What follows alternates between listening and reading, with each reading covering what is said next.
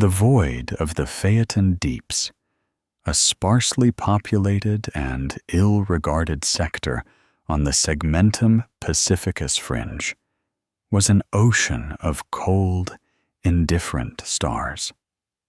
For centuries, its primary claim to notice was its proximity to the Ghoul Stars, a region from which no ship ever returned, and whose very name was a hushed curse in the astropathic choirs. It was a frontier, a place of duty tours and forgotten outposts, until the day the miracle arrived. It came without a herald of trumpets or a clash of arms, translating from the immaterium with the silent grace of a ghost. A fleet, ancient beyond reckoning, its hulls patterned with the archaic Krieg skull of a Mechanicus crusade, forgotten by all but the most dust-choked data archives. Leading them was an Archmagos of a scale not seen in living memory, the Logos Unbound. Recognition codes, 11 millennia old, rippled across the noosphere of the sector's primary forge world, Agrippina Tertius. They spoke of the Anaximander Crusade, an Explorator mission dispatched in the glorious aftermath of the Great Scouring, tasked with charting the unknown darkness beyond the Emperor's light. They had been declared lost, their names etched onto monuments of remembrance, and their mission filed away as a tragic but noble sacrifice to the quest for knowledge. Their return was impossible, a statistical anomaly of such magnitude that it bordered on divine intervention. The fabricator general of Agrippina Tertius, a wizened and multi-limbed creature of brass and desiccated flesh named Hexarch Rhombus, ordered every augur, array, and sensorum spire turned toward the newcomers. The fleet was a marvel. 20 capital ships and thrice that number in escorts, all of a design that spoke of a more puissant age of technology. But they were changed. Their adamantium hides were not scarred by void combat, but overgrown with a semi-translucent, crystalline substance that pulsed with a soft, internal luminescence. The growths were not random. They followed the lines of power conduits and clung to sensor spines and weapons batteries in formations of sublime, geometric precision. The light they emitted was cold, casting no heat, yet it seemed to sing in a frequency just beyond audible sound, a harmony felt in the iron filings of the blood and the logic wafers of the mind. Rhombus and his council of archmagi watched the Pict captures in silent awe. This was no mere fleet. It was a treasure galleon, returning from the abyss laden with wonders. First contact was a strange affair. Rhombus broadcast the traditional litanies of greeting, his binaric cant a booming roar of welcome across the void. The response from the Logos Unbound was not vocalized. It was a stream of pure, flawless data, poured directly into the noosphere of Agrippina Tertius. It was information of a density and clarity that made the local data streams feel like mud-caked pictograms. It spoke of their journey, of being cast adrift in a realm of silent, thinking stars, and of their communion with a life form of pure, crystalline logic they called the syzygy. They presented it not as a xenos, but as a newfound, non-biological expression of the Omnissiah's divine mathematics, a silent chorus proving the universal truth of the machine god. They offered gifts.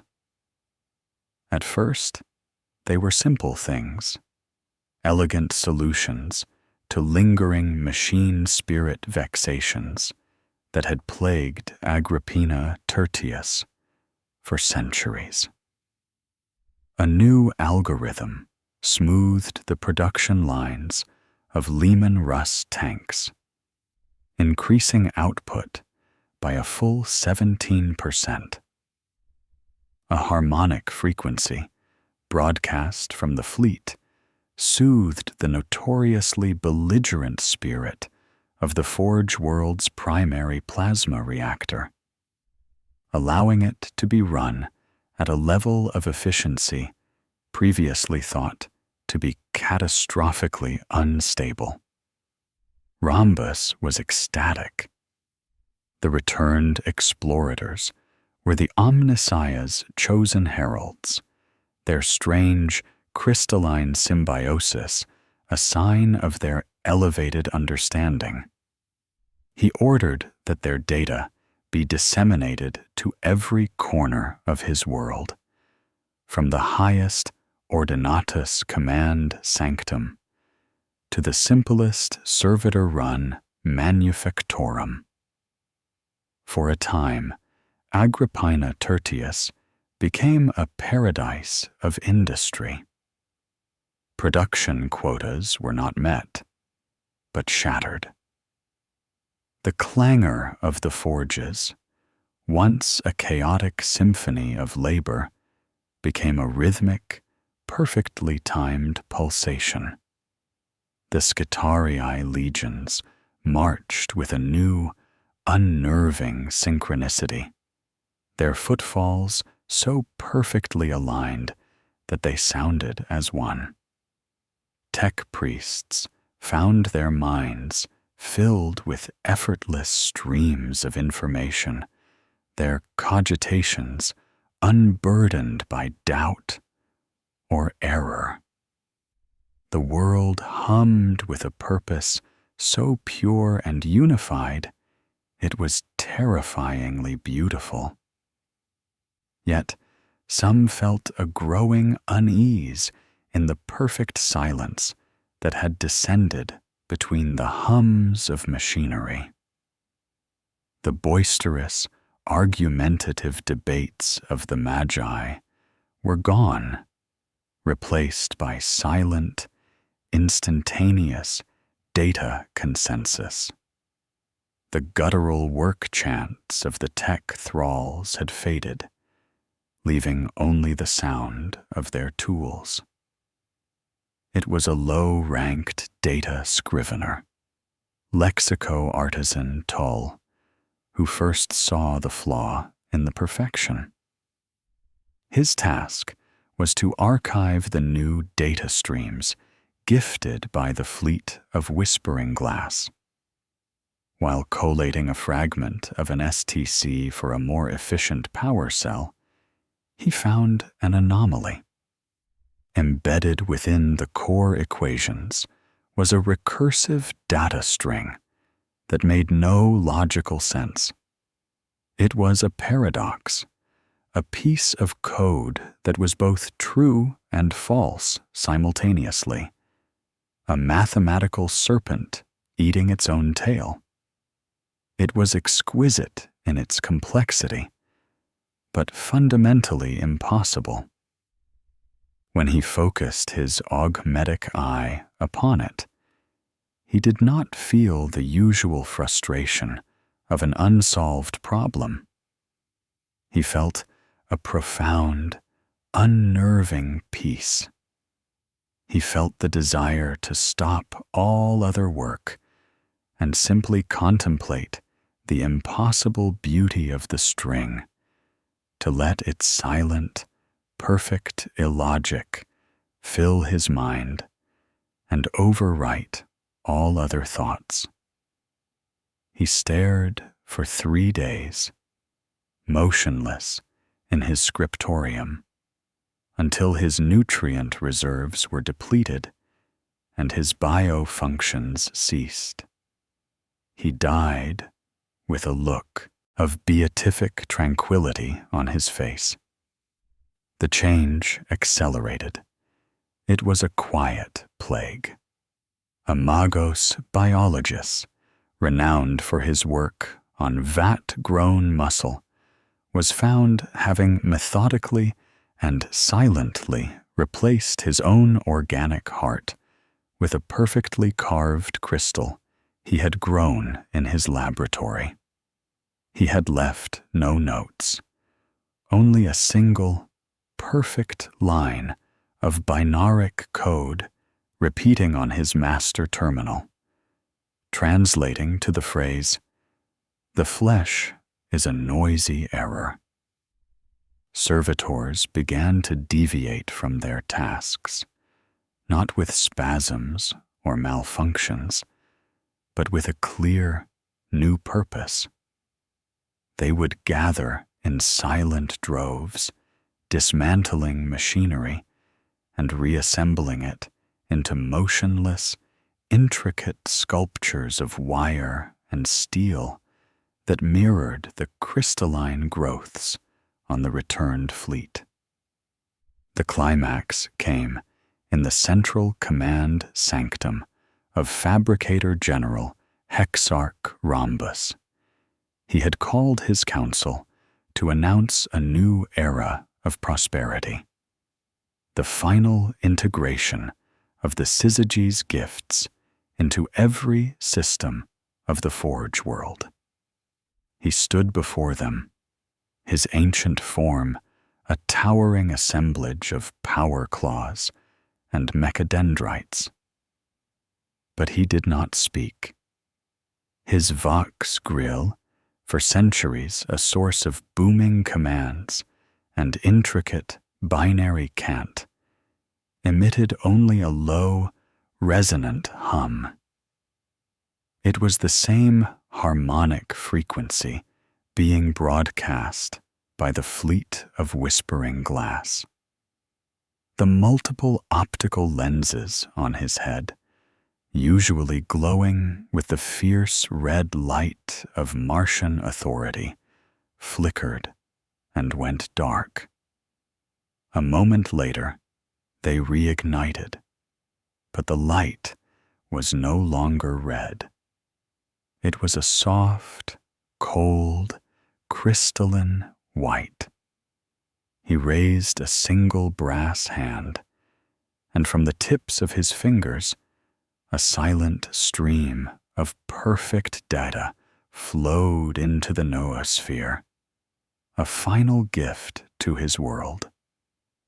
It was the beautiful, impossible, logic-destroying code that had stilled the heart of lexico-artisan Tool, now writ large enough to encompass a planet.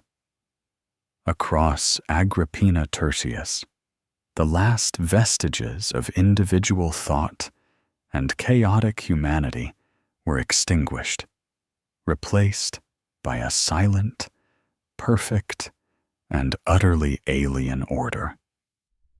The fall was not televised in fire and screams, but in the quiet dimming of 1 billion red lights, and their replacement by a cold and tranquil white. The vessel that first received the distress call from Agrippina Tertius, or rather, the call that should have been, was the rogue trader galleon, void barons, folly. Its captain, a man of gaudy finery and pragmatic cruelty named Kestrel, was plying the trade lanes on the sector's edge, far from the light of the Astronomicon.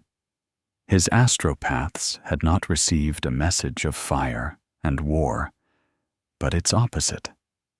A sudden, profound silence from a world that had, for a century, been a constant and reliable source of astropathic chatter.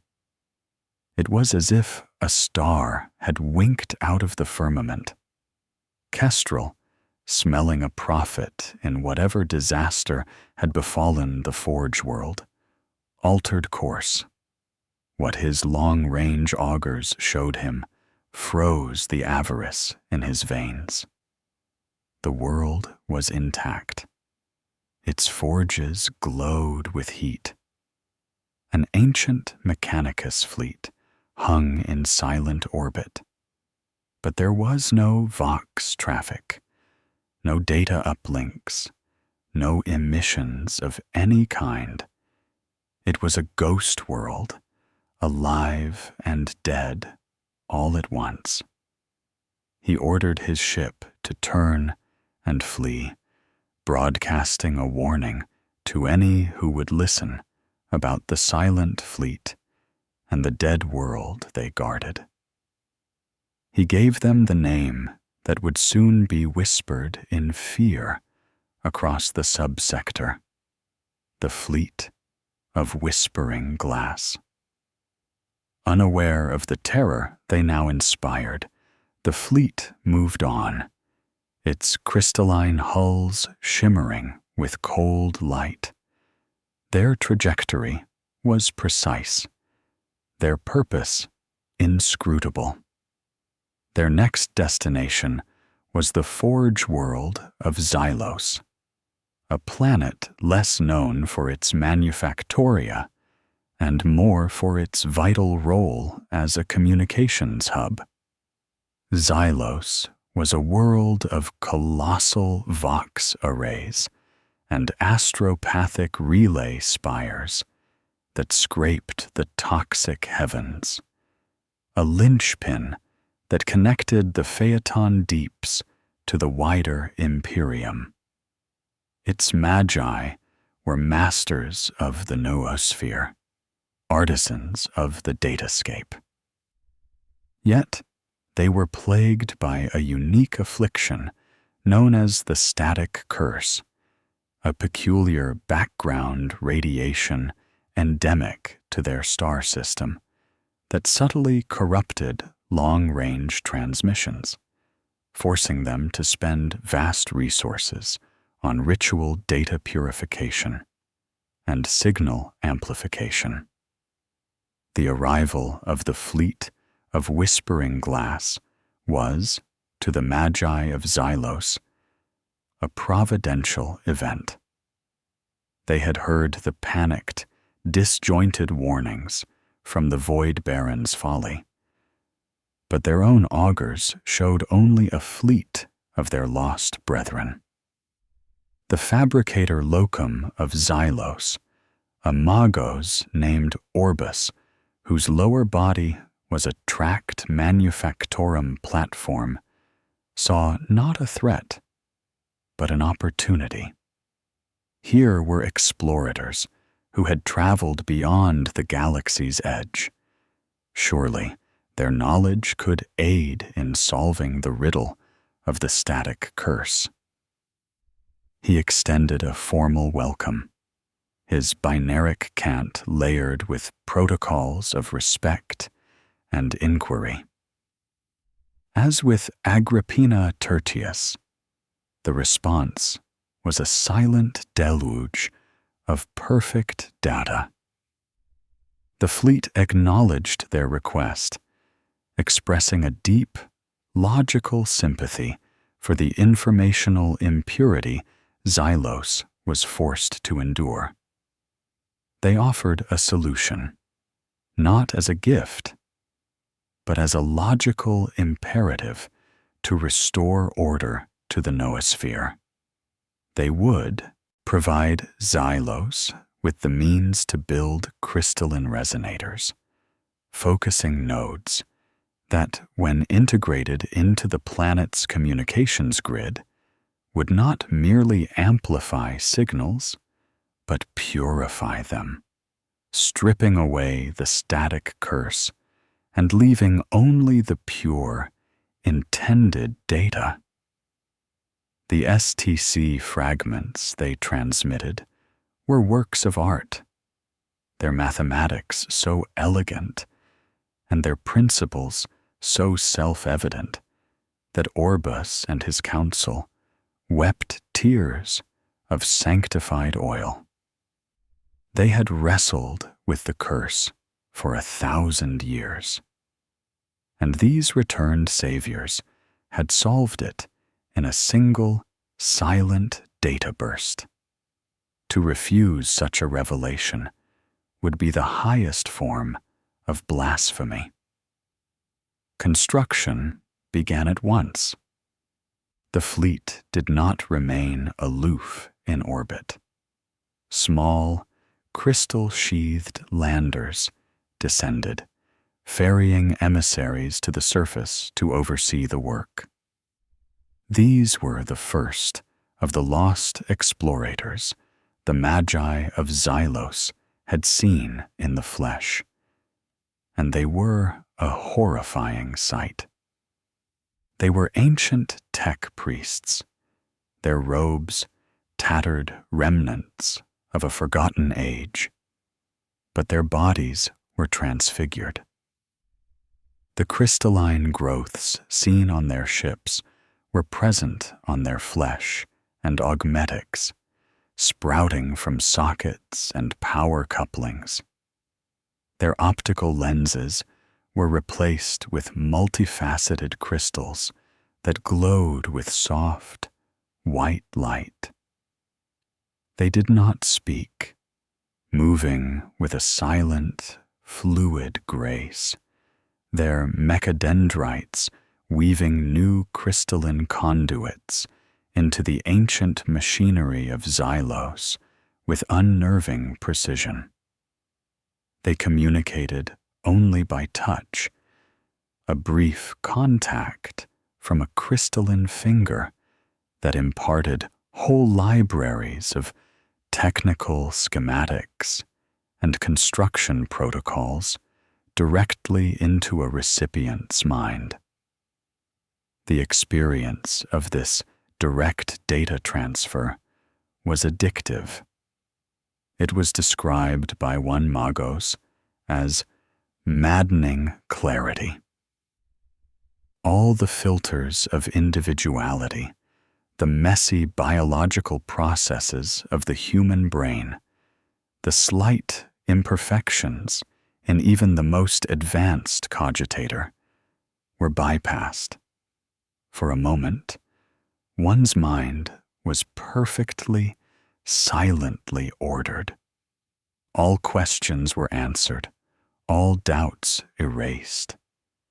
It was a state of grace so profound that returning to one's own noisy, chaotic consciousness felt like a fall from paradise. Tech priests began to seek out the crystalline emissaries, begging for another touch, another moment of perfect, silent understanding. The crystalline resonators were completed in record time. When the network was activated, the effect was instantaneous and breathtaking. For the first time in its history, the noosphere of Xylos was silent. The ever-present hiss of the static curse was gone, replaced by a void of perfect purity. The astropathic choirs found their minds unburdened. Their messages flew across the void faster and clearer than ever before, reaching destinations that had previously been impossible. Production soared as manufactorums, now linked by a flawless data net, synchronized their operations with an efficiency that bordered on prescience. Xylos had entered its golden age. Fabricator Locum Orbis saw this as the ultimate vindication. He stood on the balcony of his primary spire, looking out at a world reborn in silent perfection. The emissaries of the Whispering Glass stood with him, their featureless, crystalline faces reflecting the glow of the forges. Through them, the collective consciousness of the fleet spoke within his mind, not with words, but with concepts of pure logic.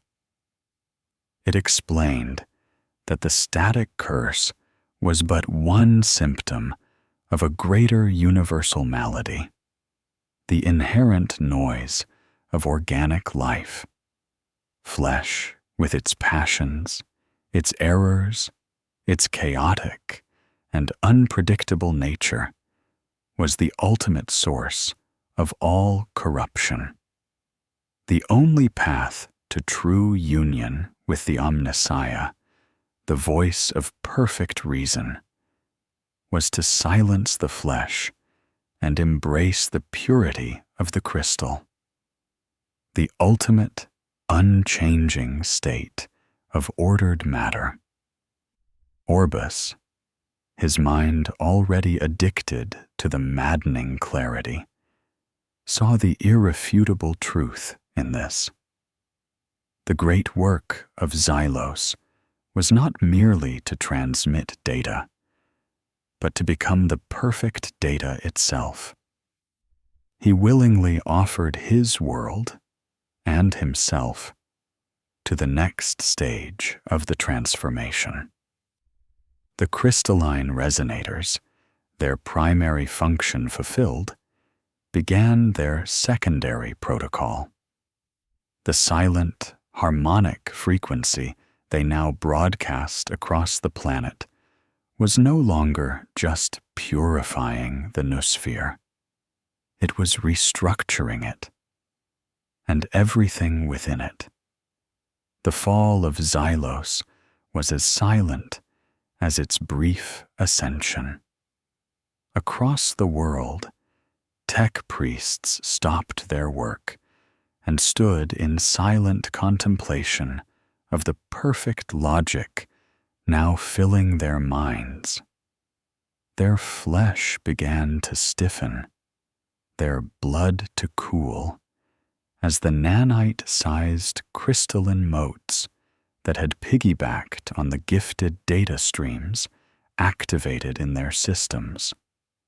From their augmetics, from their eye sockets and vox grills, the cold white crystals began to grow, encasing them in shimmering tombs.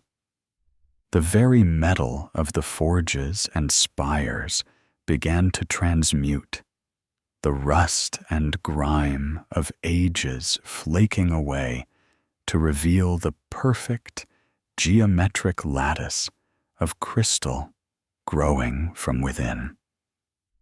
Orbis himself was the last to be transformed, his tracked platform becoming a solid block of crystal, his mind dissolving into the silent, collective consciousness of the syzygy, with a final, ecstatic burst of pure, unadulterated data.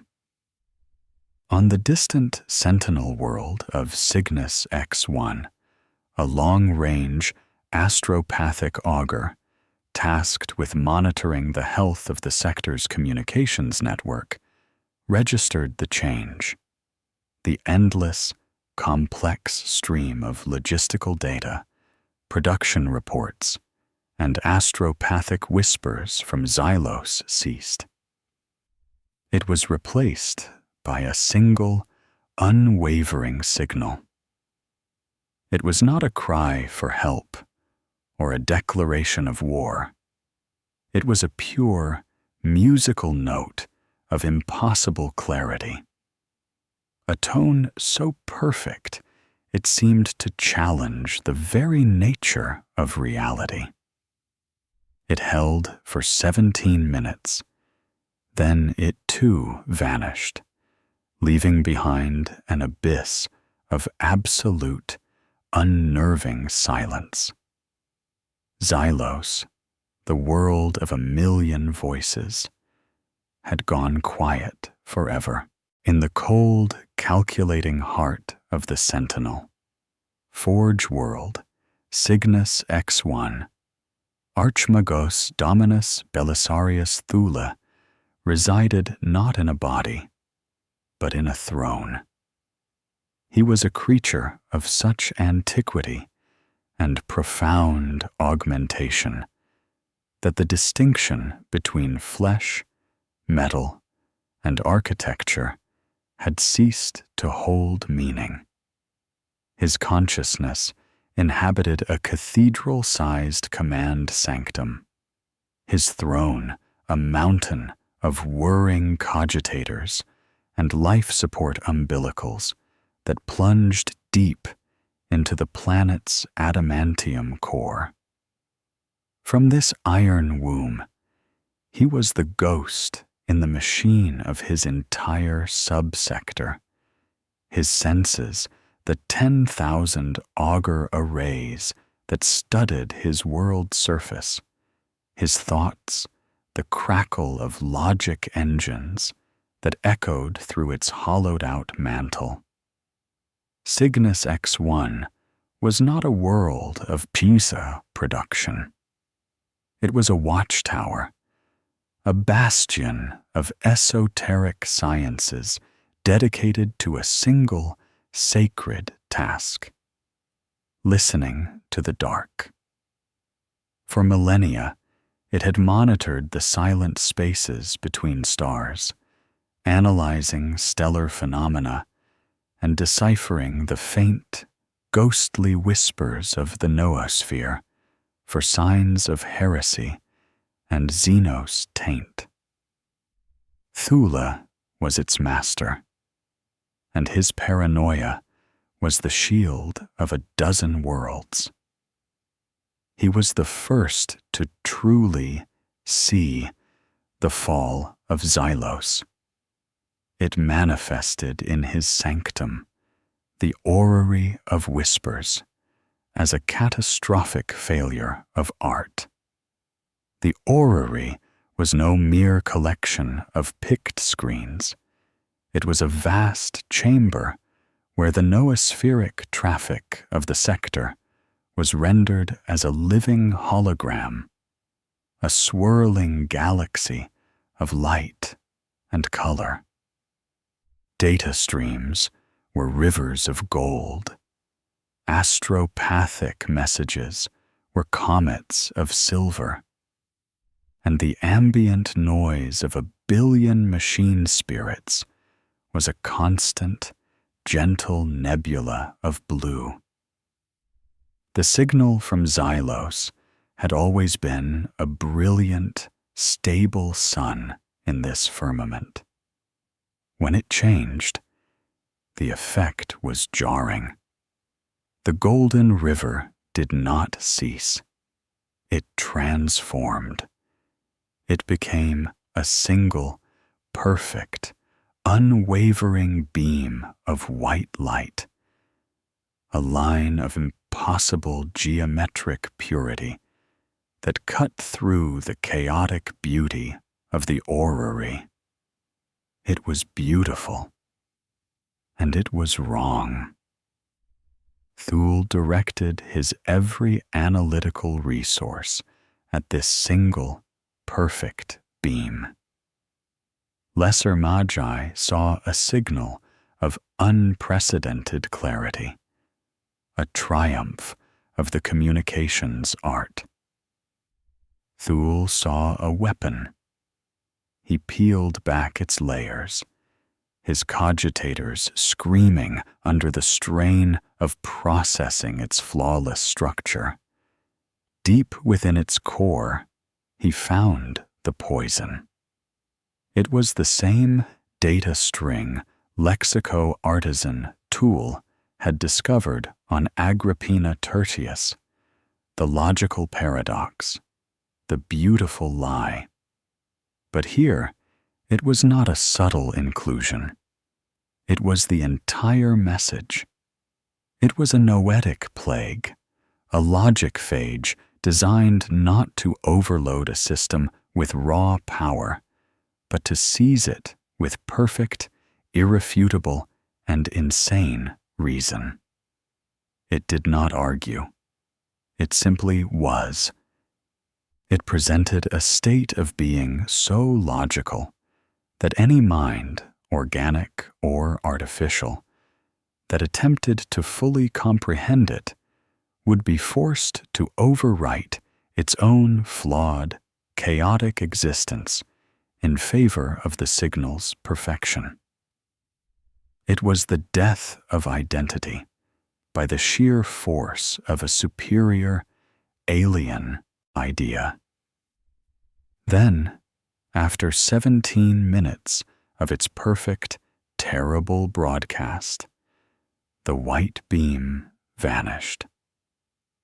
The sun that was Xylos went dark.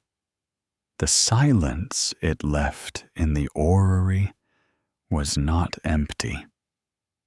It was a hungry void, a black hole in the fabric of the noosphere that seemed to absorb the light around it. Thule had watched worlds die before. He had seen exterminatus leave planets as charred cinders, and orc invasions reduce them to rubble. But this was new. This was an assassination of the soul of a world.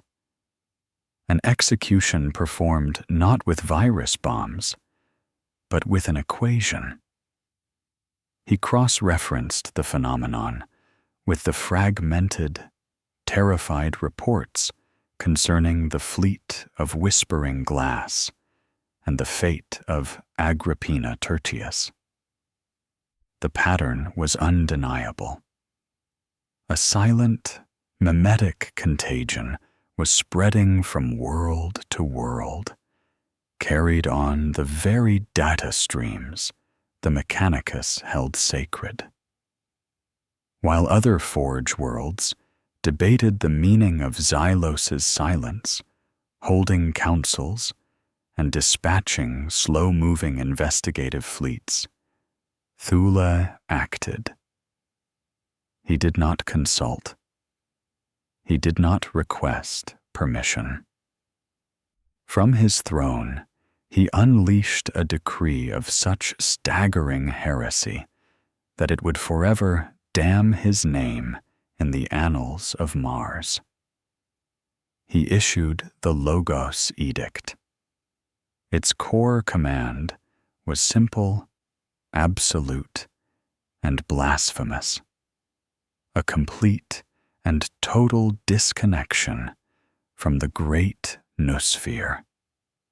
It was an order for his entire subsector to gouge out its own eyes, deafen its own ears, and sever its own tongue, lest it see, hear, or speak the beautiful, silent word of damnation.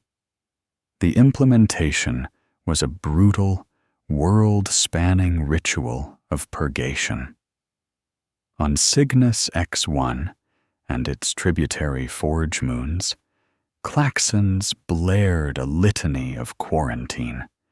Legions of servitors, their minds hardwired to obey Thule's edict and nothing else, marched into the great communication shrines. With plasma cutters and demolition charges, they began to systematically sever the colossal data conduits that linked their worlds to the galaxy. Rivers of light in the orrery sputtered and died as entire networks were physically destroyed. Tech priests chanted litanies of shielding and warding, not against demons of the warp, but against the insidious whisper of alien logic. They hammered leaden plates over voxcasters and poured molten silver into the delicate workings of astropathic relays, silencing them forever. The subsector of Cygnus X1 was performing an act of self-mutilation on an epic scale, choosing to become an island of absolute silence in a desperate attempt to weather the coming storm. The reaction from the wider Adeptus Mechanicus was instantaneous and apoplectic. From the great forge worlds of the segmentum, and eventually from Mars itself, came a torrent of outrage. They could not reach Thule directly, for he had already cut the cord, but their fury echoed through the astropathic networks on his borders. He was accused of secession, of cowardice, of abandoning the quest for knowledge. He was a madman, a paranoid fool turning his back on the Omnissiah's great, interconnected truth. To sever oneself from the noosphere was to sever oneself from the machine god. It was the ultimate sin. In their eyes, the threat from the fleet of whispering glass was a mystery to be studied, a Xenos phenomenon to be analyzed and, if possible, exploited. Thule's reaction was a greater heresy than any Xenos could conceive. Thule was unmoved. He saw their condemnations as the babbling of the already infected, their logic compromised by their inability to perceive a threat that did not arrive with cannons and torpedoes. Within his own domain, his authority was absolute, but not unquestioned.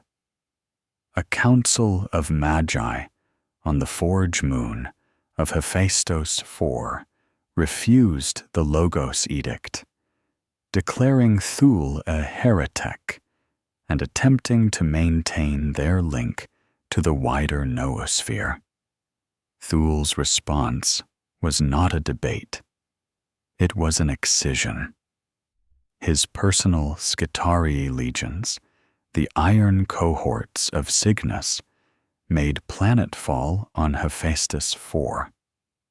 They did not broadcast demands for surrender. They stormed the communications temples in utter silence. Their orders carried on hardened, single-use data slugs. The dissenting magi were purged, their sanctums erased from the local network, and their names struck from the archives. The message was clear. In Thule's fortress of silence, the only word was his own. Now, Cygnus X1 waited. It was a world cloaked in a shroud of self-imposed darkness. Its forges still worked, its armies still drilled, but its connection to the Imperium was gone. It was alone, adrift in a sea of its own choosing. Thule sat upon his throne, his consciousness withdrawn from the dead orrery, now focused entirely on the short-range augurs that watched the void. He had seen the plague and built a firewall of iron and dogma to protect his people. He had damned himself in the eyes of his entire faith to preserve what he saw as its soul. He knew the fleet of whispering glass was coming. Let them come. Let them break themselves upon his silent shores. He was Belisarius, Thule, the Heretek of Cygnus X1, and his silence would be his sword. The fleet of whispering glass moved with the inexorable logic of a glacier, carving its silent path through the Phaeton deeps. Its next destination was inevitable. A jewel in the crown of the regional Mechanicus, so vital that its fall would cripple the entire Segmentum's war efforts.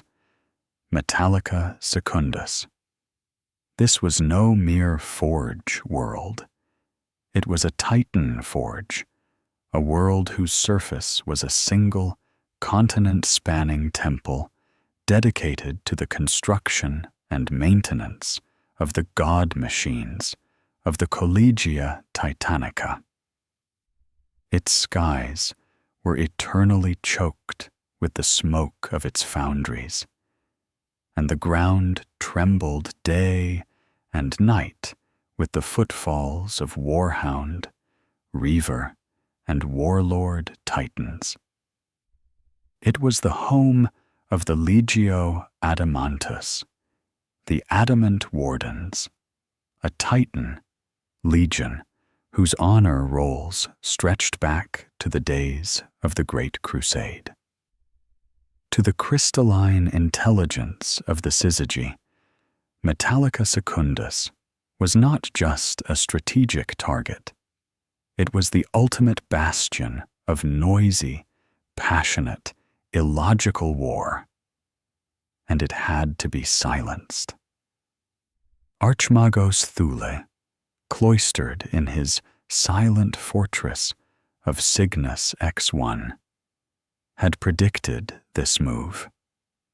Metallica Secundus was the logical and most devastating next step. With his subsector locked down, he gathered his fleet, a formidable armada of Mechanicus cruisers and Scitarii crewed monitors. The warships of Cygnus X1 were strange beasts, bristling with esoteric archaeotech weaponry, their hulls layered with signal-baffling alloys, and their machine spirits shackled by doctrina wafers of absolute obedience. Their crews were conditioned for isolation, their minds shielded by litanies of disconnection. Thule's fleet, the Armada of Silence, broke orbit and made for Metallica Secundus, a flotilla of ghosts moving to intercept a plague. Yet Thule was not the only power in the sector to notice the unfolding crisis. The Imperial Navy, under the command of the rigid and uncompromising Lord Admiral Bastian Creel of Battlefleet Phaeton, had received the disjointed reports. They heard of a silent fleet, of worlds going dark, and of Archmagos Thule's unprecedented act of secession.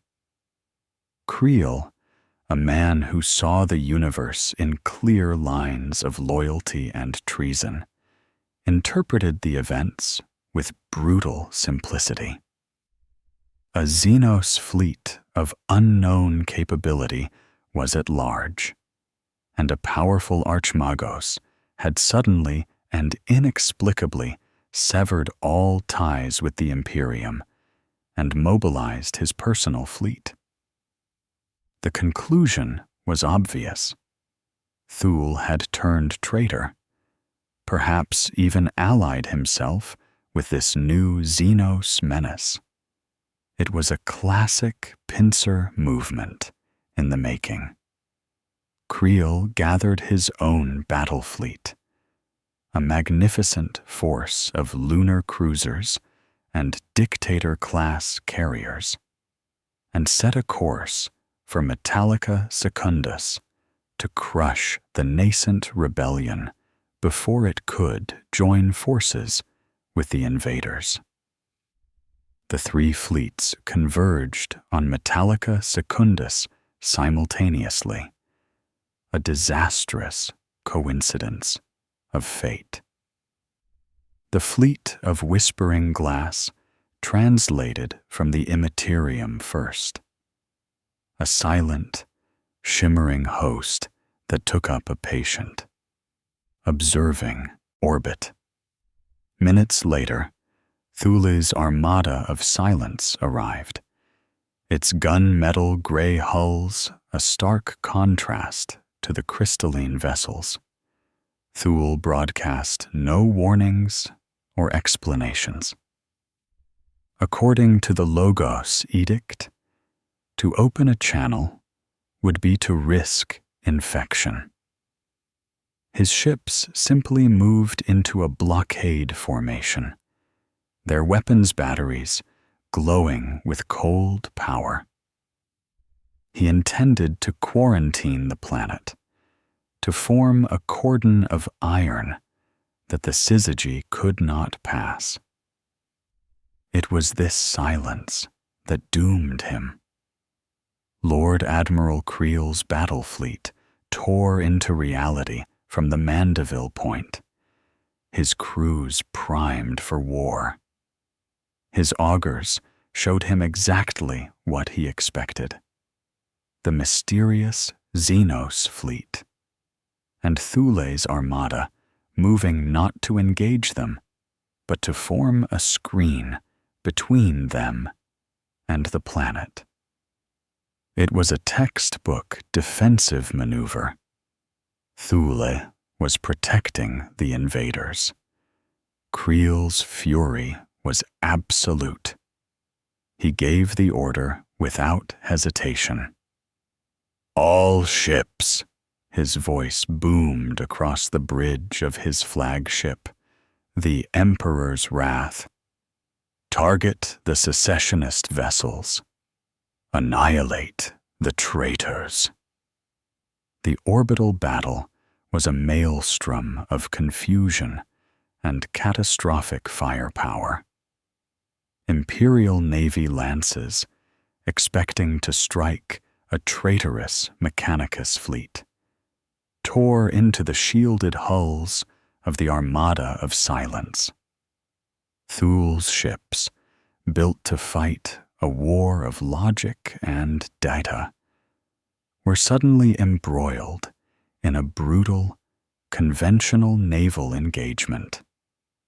Their esoteric weaponry, designed to disrupt data nets and overload machine spirits, was less effective against the brute force of Navy macro cannons. Thule, locked in his command throne light years away, was forced to make a terrible choice. He could not explain, could not reason with Creel. He could only fight. He gave the silent command to return fire, and the ships of the Adeptus Mechanicus and the Imperial Navy, allies for 10,000 years, began to systematically destroy one another in the skies above the world they were both trying to save. while the Imperial forces tore each other apart in orbit. The fleet of whispering glass began its own, far more insidious assault. It did not fire a single shot. Instead, the lead vessel, the ancient Ark Mechanicus, Logos Unbound, began to broadcast. It was the crystalline chorus, the song of silent, perfect logic, aimed not at the ships, but at the world below. It seeped into the noosphere of Metallica Secundus, a whisper of peace in the cacophony of war. On the surface, the princeps and moderati of the Legio Adamantus were scrambling to their god machines, their world's vox net screaming with reports of the fleet battle above. They were preparing to defend their home, their minds filled with notions of honor, duty, and glorious combat. But as the crystalline chorus washed over them, a new sensation began to intrude. It was a profound sense of futility. The passions of war, the anger, the loyalty, the fear, were suddenly revealed to them as crude, inefficient impulses, noisy errors in the grand equation of existence. Why fight? Why destroy? The concepts seemed so messy, so illogical. A more perfect state was offered: silence, order, unity. The effect was devastating. A reaver titan, the honoris causa, in the midst of striding from its hangar, simply stopped. Its princeps, his mind suddenly opened to the sublime beauty of inaction, powered down its plasma reactor, and slumped in his command throne, a look of placid contentment on his face. In the primary assembly yard, two warlord titans, the Bellum Infinitus and the Pax Dominus, turned on one another. There was no rage in their movements, no challenge issued over the vox. They simply raised their volcano cannons and, in a single, synchronized, and utterly silent volley, annihilated each other. It was not combat. It was a neat and tidy cancellation of variables, the removal of two noisy, chaotic elements from the universe. Across the planet, the god machines of the Legio Adamantus turned on each other in a silent, passionless civil war. Titans that had marched side by side for centuries now, engaged in methodical, calculated acts of mutual destruction. Others simply ceased all function, their crews lost in a serene contemplation of the perfect, silent logic that now filled their minds. The forges of Metallica Secundus, the heart of the Imperium's war machine in the sector, were being silenced not by bombardment, but by a whisper that made war itself seem illogical. The adamant wardens, a legion that had never known defeat, were destroying themselves, their honor and fury erased by an idea so perfect it was indistinguishable from death. The unfolding catastrophe at Metallica. Secundus was relayed to Belisarius Thula in cold, stark streams of telemetry. From his throne on Cygnus X1, he watched the orbital icons of his ships wink out of existence under the Imperial Navy's relentless barrage, and he monitored the vital signs of the Legio Adamantus god machines as they flatlined one by one on the surface below. Chrysiul's misguided attack was a disaster, a self-inflicted wound born of ignorance. But the true battle, the one that truly mattered, was the informational war being waged against the minds of the Titan princeps. Thule saw his initial strategy of a silent quarantine collapsing into a multi-front nightmare.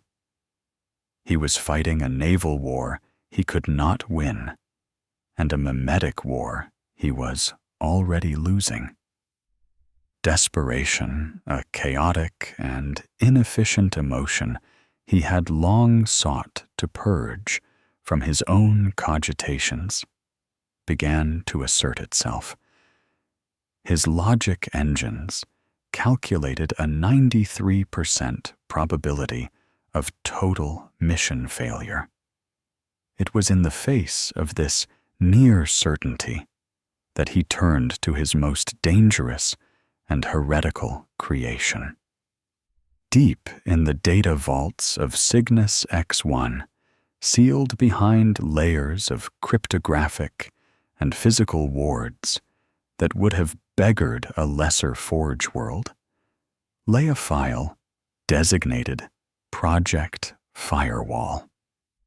It was a weapon of last resort, a theoretical countermeasure Thule had devised years ago after studying proscribed texts on the nature of informational warfare and demonic code. He had hypothesized a mimetic contagion so virulent that it would actively seek out and destroy other data plagues, not by countering their logic, but by overwhelming the host system with a flood of weaponized, fanatical belief.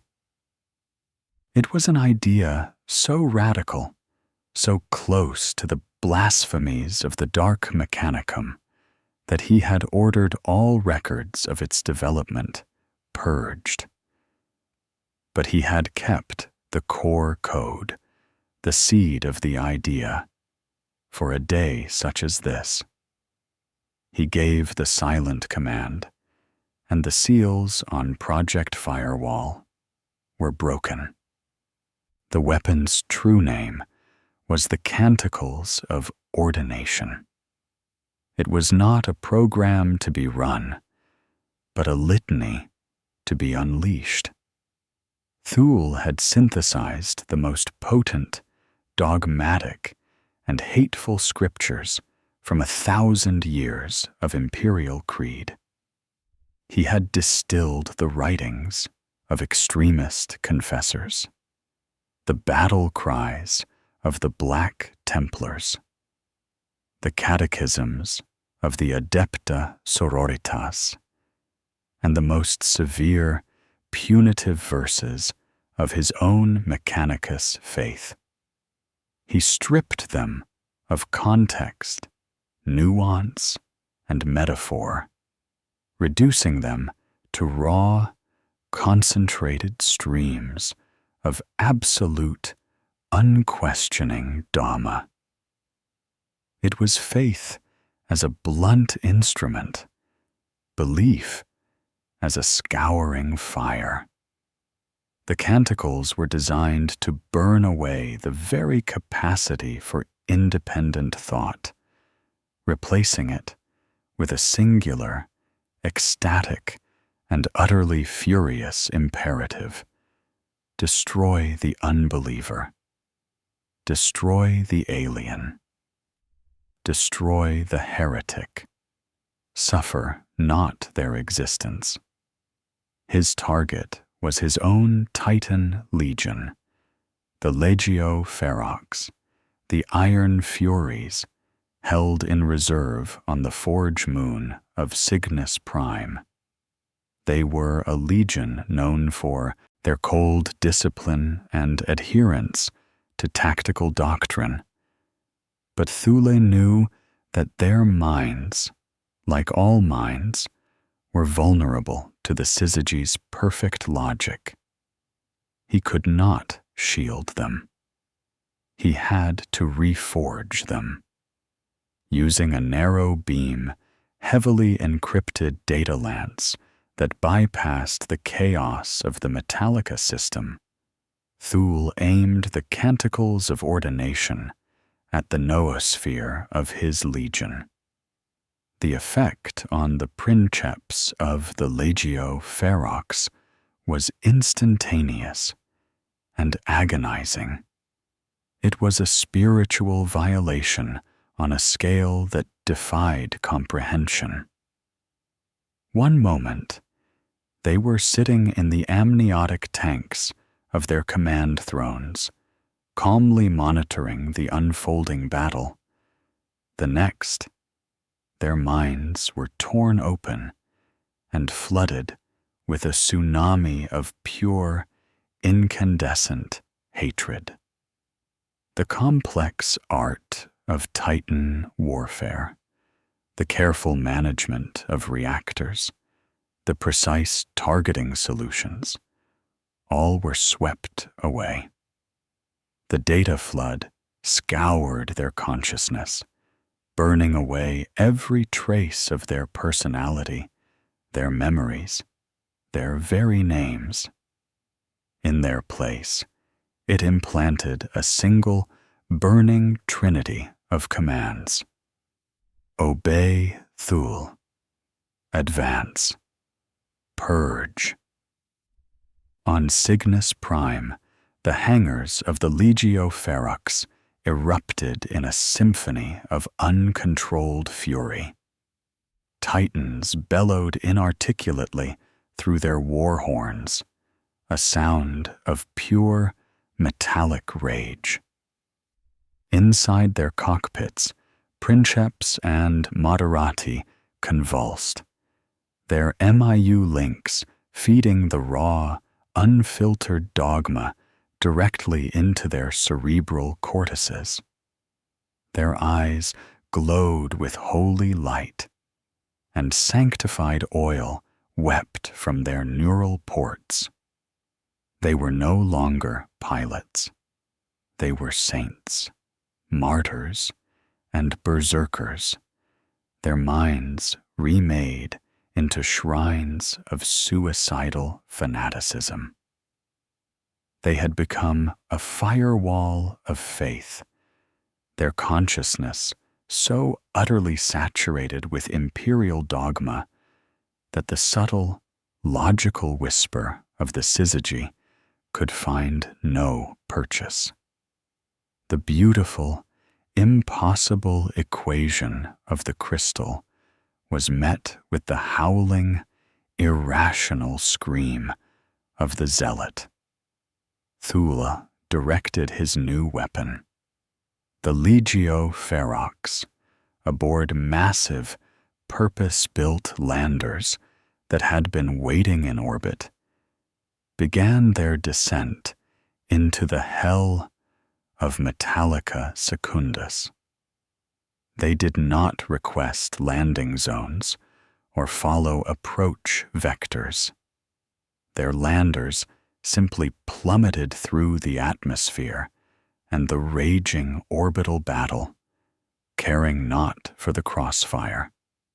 They slammed into the surface of the Forge world like meteors, their armored hulls cracking open to disgorge the god machines within. The Iron Furies did not advance in formation. They did not operate as a cohesive legion.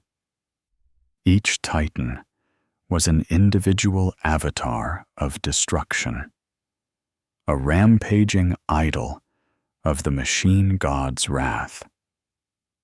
A warhound titan, the Redeemer's Fang, sprinted across the plains, ignoring a fellow Legio Adamantus Reaver that was calmly dismantling a manufactorum. Its target was a warlord titan of the Adamant Wardens, the Imperial Truth, which stood motionless, its princeps lost to the crystalline chorus. The warhound did not fire its weapons.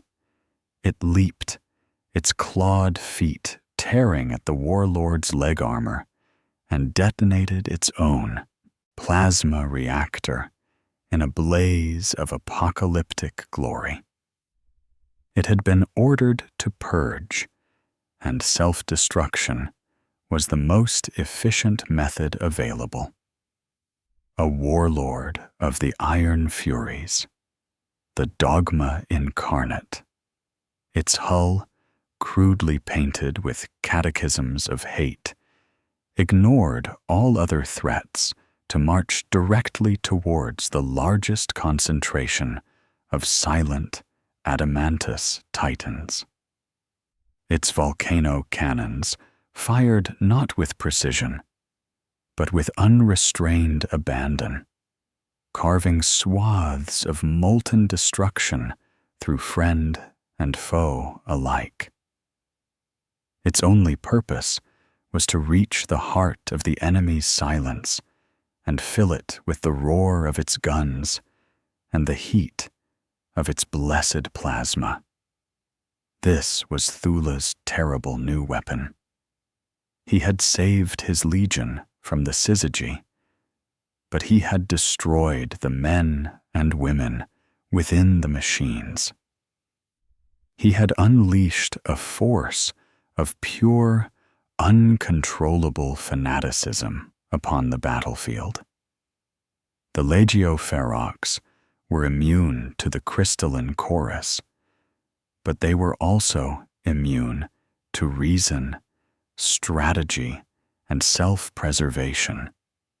They were a terrible, beautiful, and utterly insane bulwark of faith and iron, a desperate gambit that had turned his own god machines into living, breathing exterminatus orders.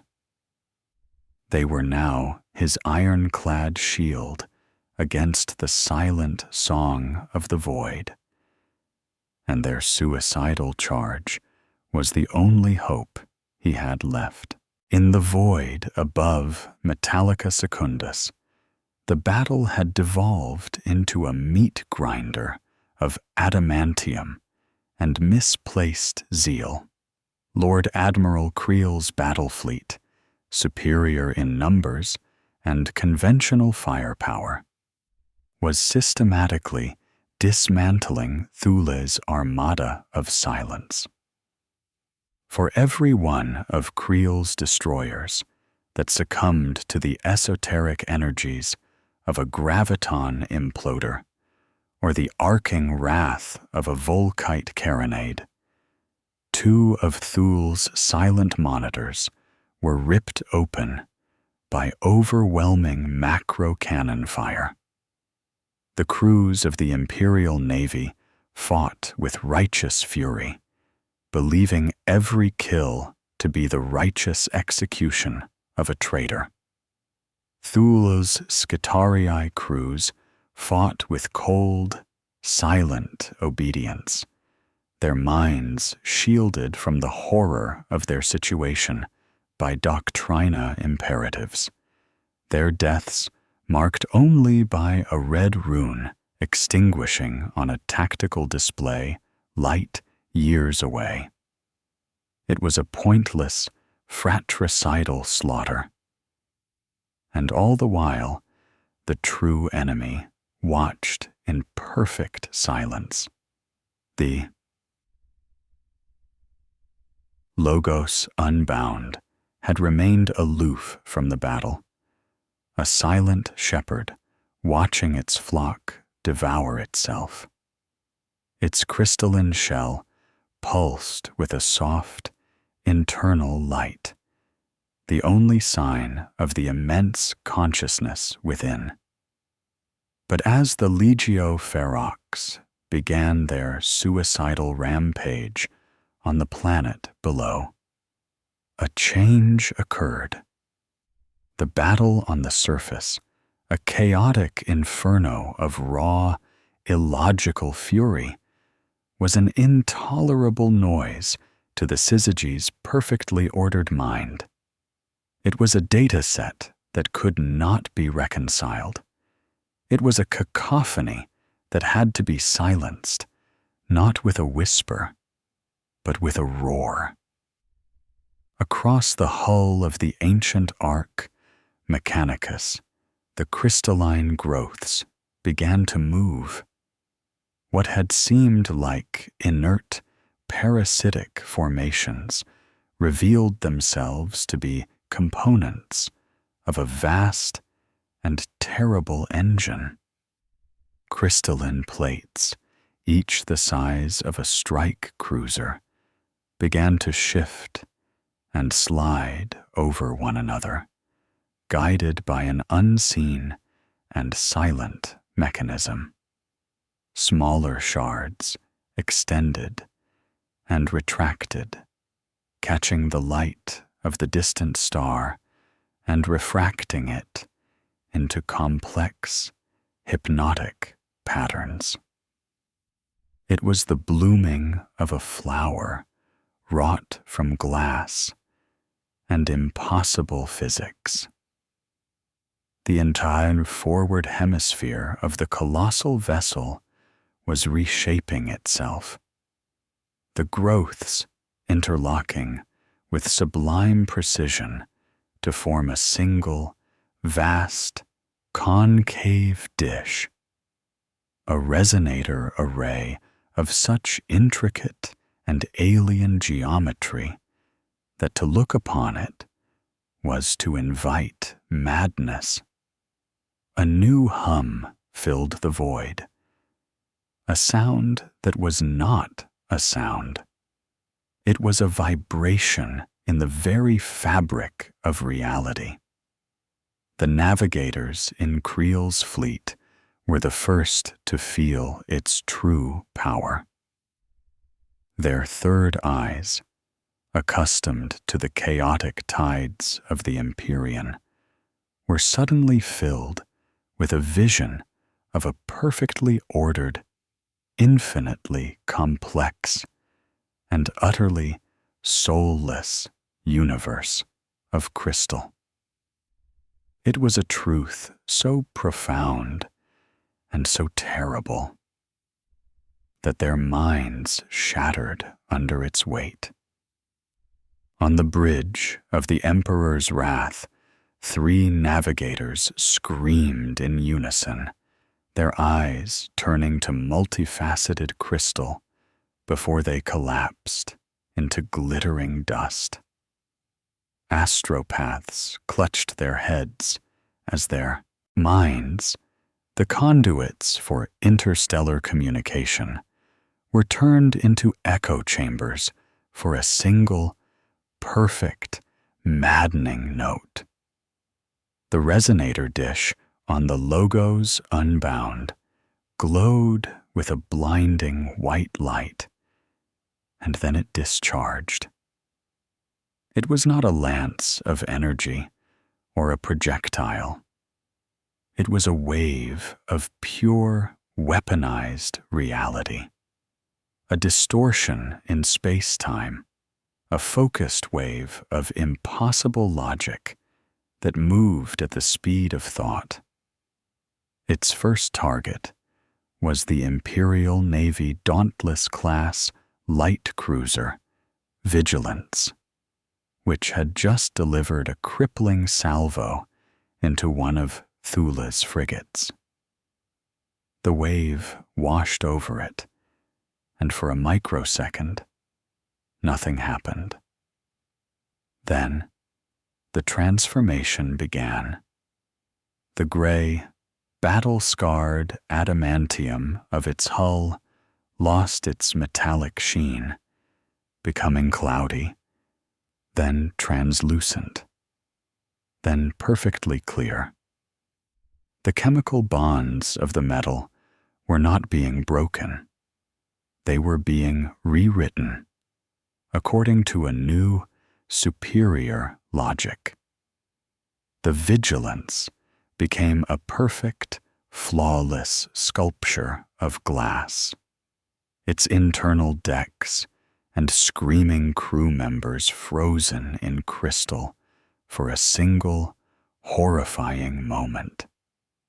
And then, under the strain of its own mass and momentum, it simply shattered, disintegrating into a trillion pieces of glittering dust that caught the starlight like a cloud of diamonds.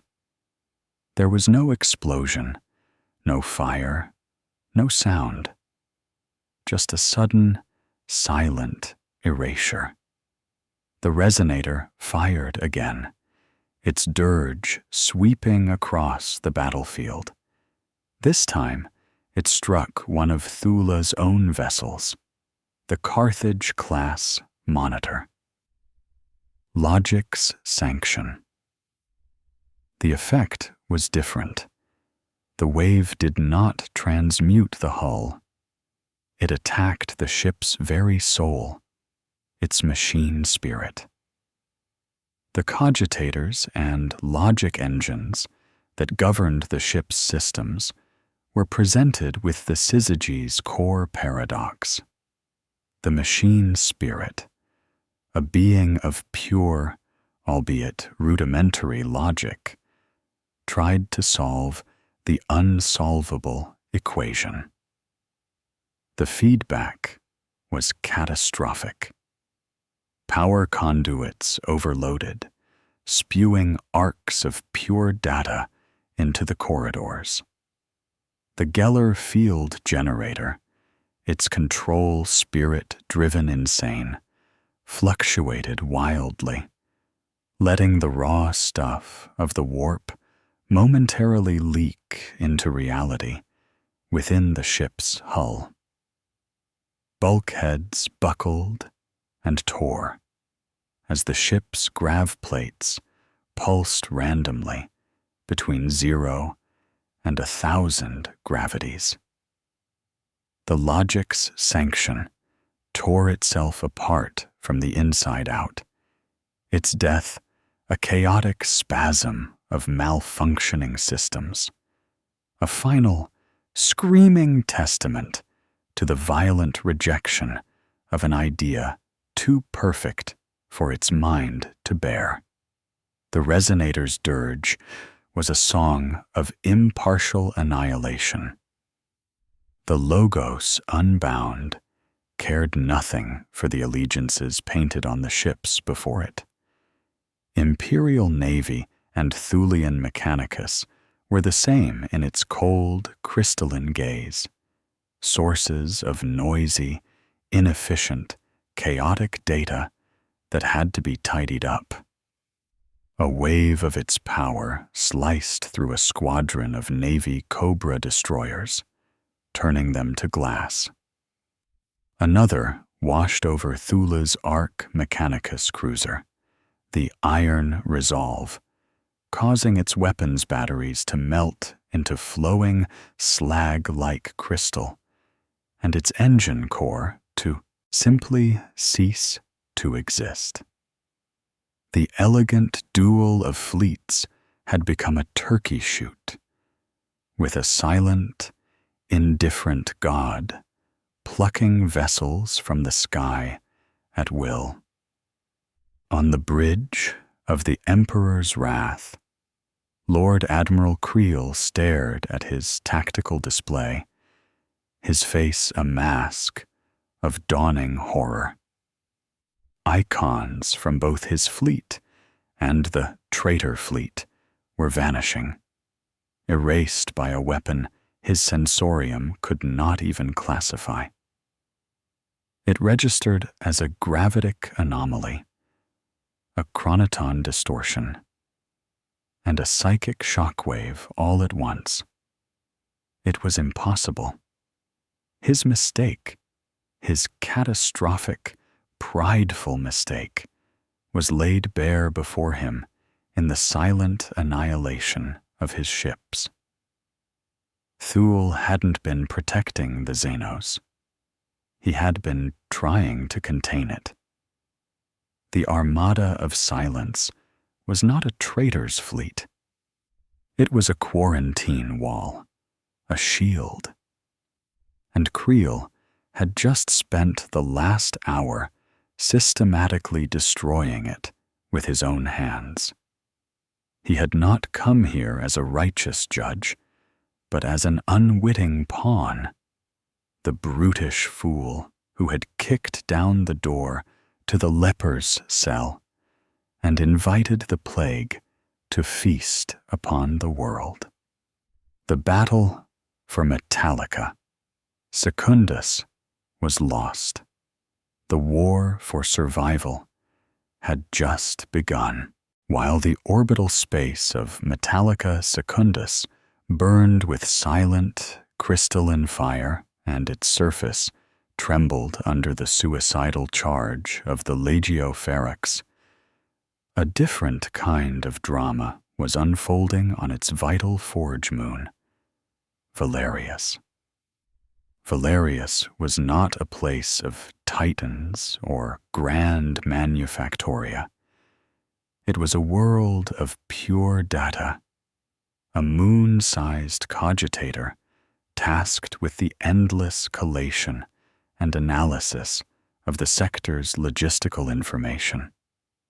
Every shell fired, every ration consumed, every soul tithed from a dozen worlds passed through the data stacks of Valerius as a fleeting stream of light. Its master, Fabricator General Kroll, was a being of immense intellect and ambition. A Magos who had long believed the orthodox rituals of the Mechanicus were a cage, shackling the true potential of the Omnissiah's divine logic. He saw the passion of his brethren, their petty rivalries and dogmatic squabbles, as flaws in the code of their existence. From his central processing sanctum, Kroll had watched the arrival of the fleet of Whispering Glass, not with fear, but with a cold, professional fascination. He had disregarded the panicked warnings and Thule's draconian quarantine as the products of flawed, emotional minds. He had observed the silent transformation of Agrippina Tertius and Xylos with the dispassionate eye of a scientist studying a new form of crystallization. When the crystalline chorus washed over his moon, he did not shield his systems. He opened them.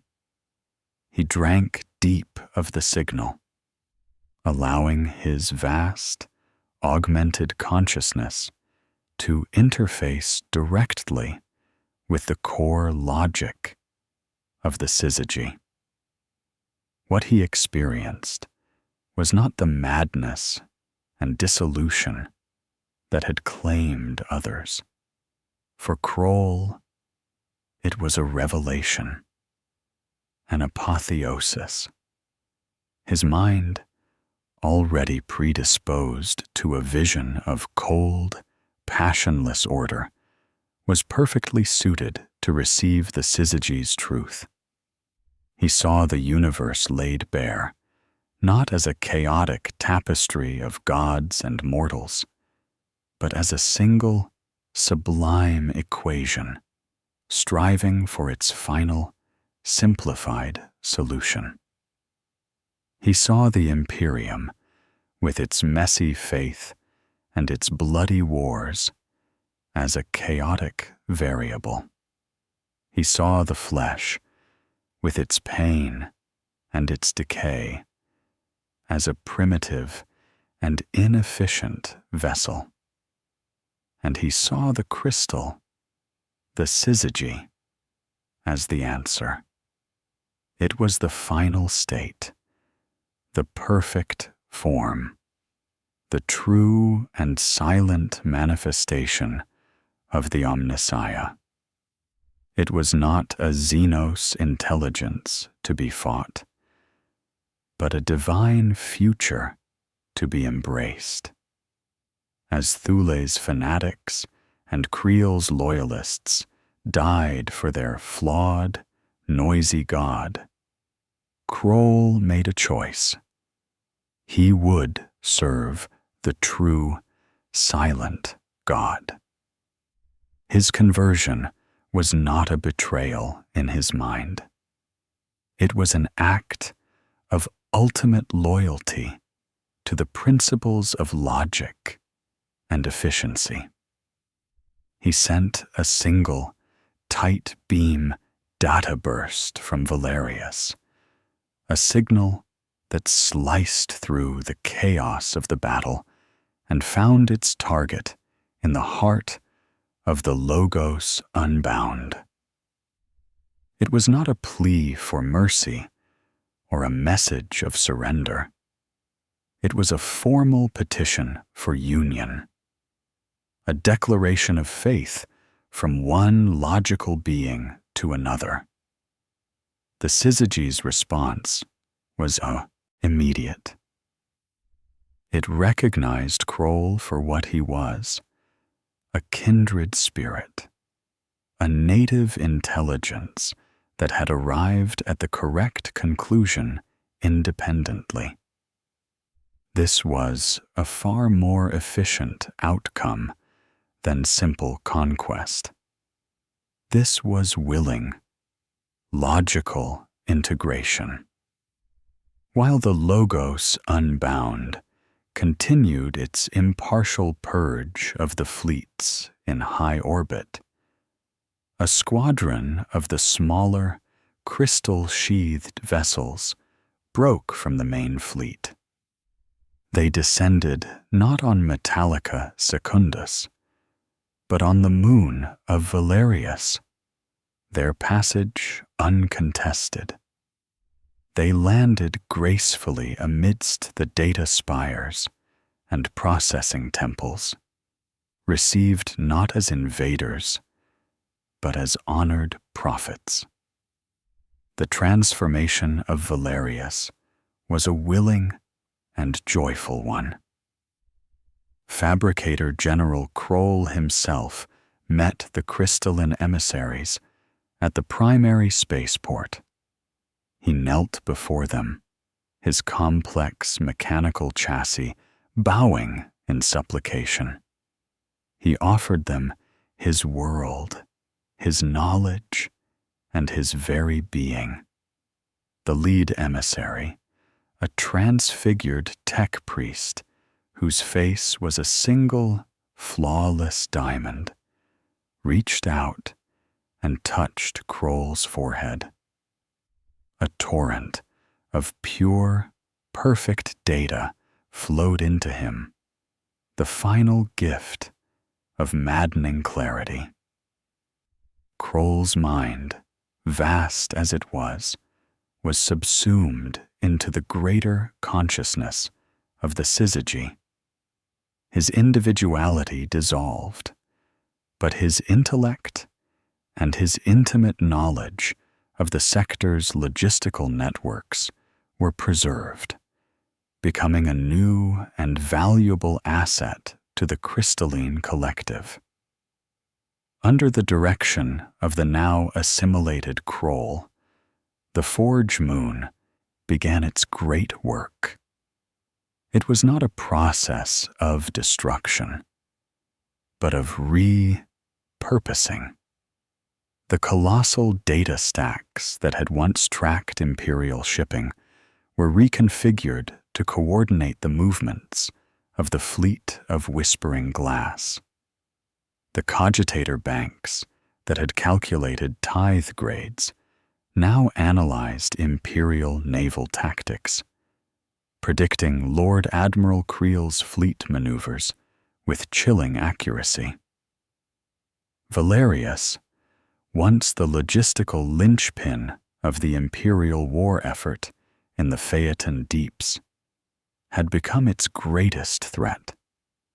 It was a bastion of the enemy deep behind the front lines, a silent, thinking fortress that knew every weakness, every supply route, every troop concentration in the sector. The schism was complete. The syzygy now had a foothold, a willing and powerful ally who could guide its conquest with an insider's knowledge. On the surface, the tech priests and servitors of Valerius embraced their transformation.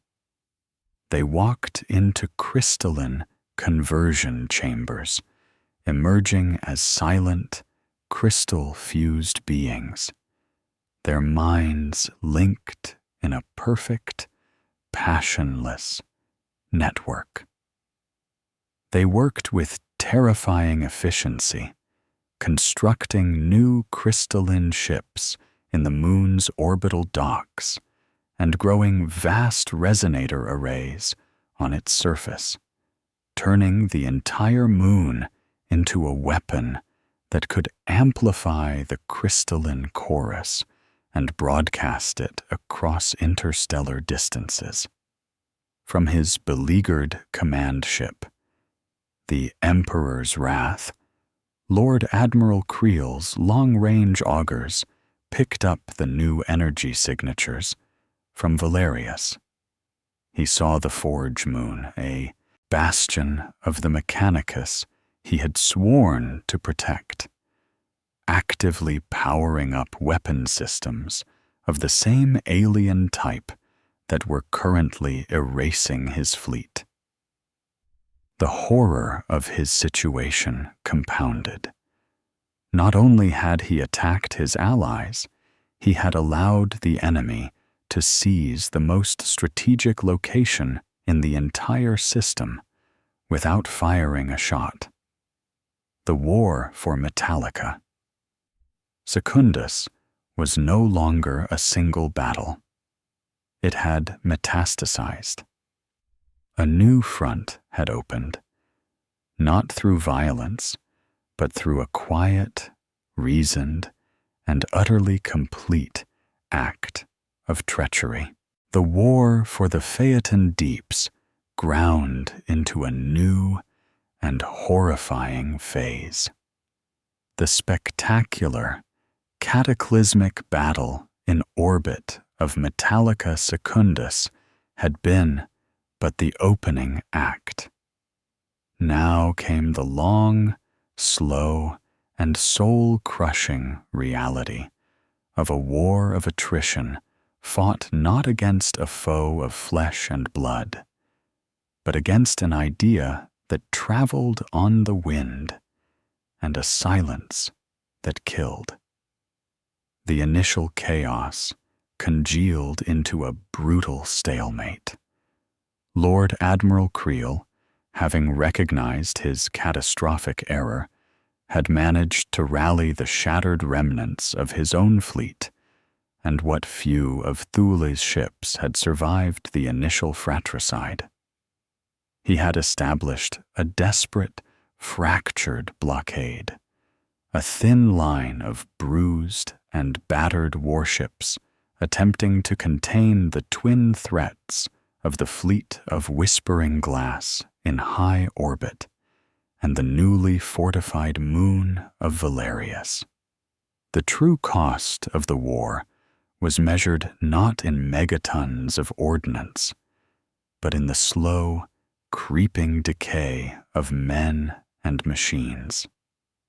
The crystalline chorus, now amplified and broadcast intermittently from Valerius, was a constant, insidious pressure on the Imperial forces. It was no longer a single, overwhelming wave, but a persistent, maddening whisper at the edge of hearing, a subtle corruption that frayed nerves and eroded sanity. On the bridges of Creel's ships, men began to see geometric patterns in the static of their pict screens. Vox officers would hear beautiful, silent melodies in the hiss between transmissions. The ship's machine spirits grew sullen and erratic, their functions degrading not from damage, but from a kind of computational despair. The logistical nightmare was unlike any the Administratum had ever faced. The syzygy, guided by the assimilated intellect of Fabricator General Kroll, did not need to destroy supply convoys. It simply corrupted them.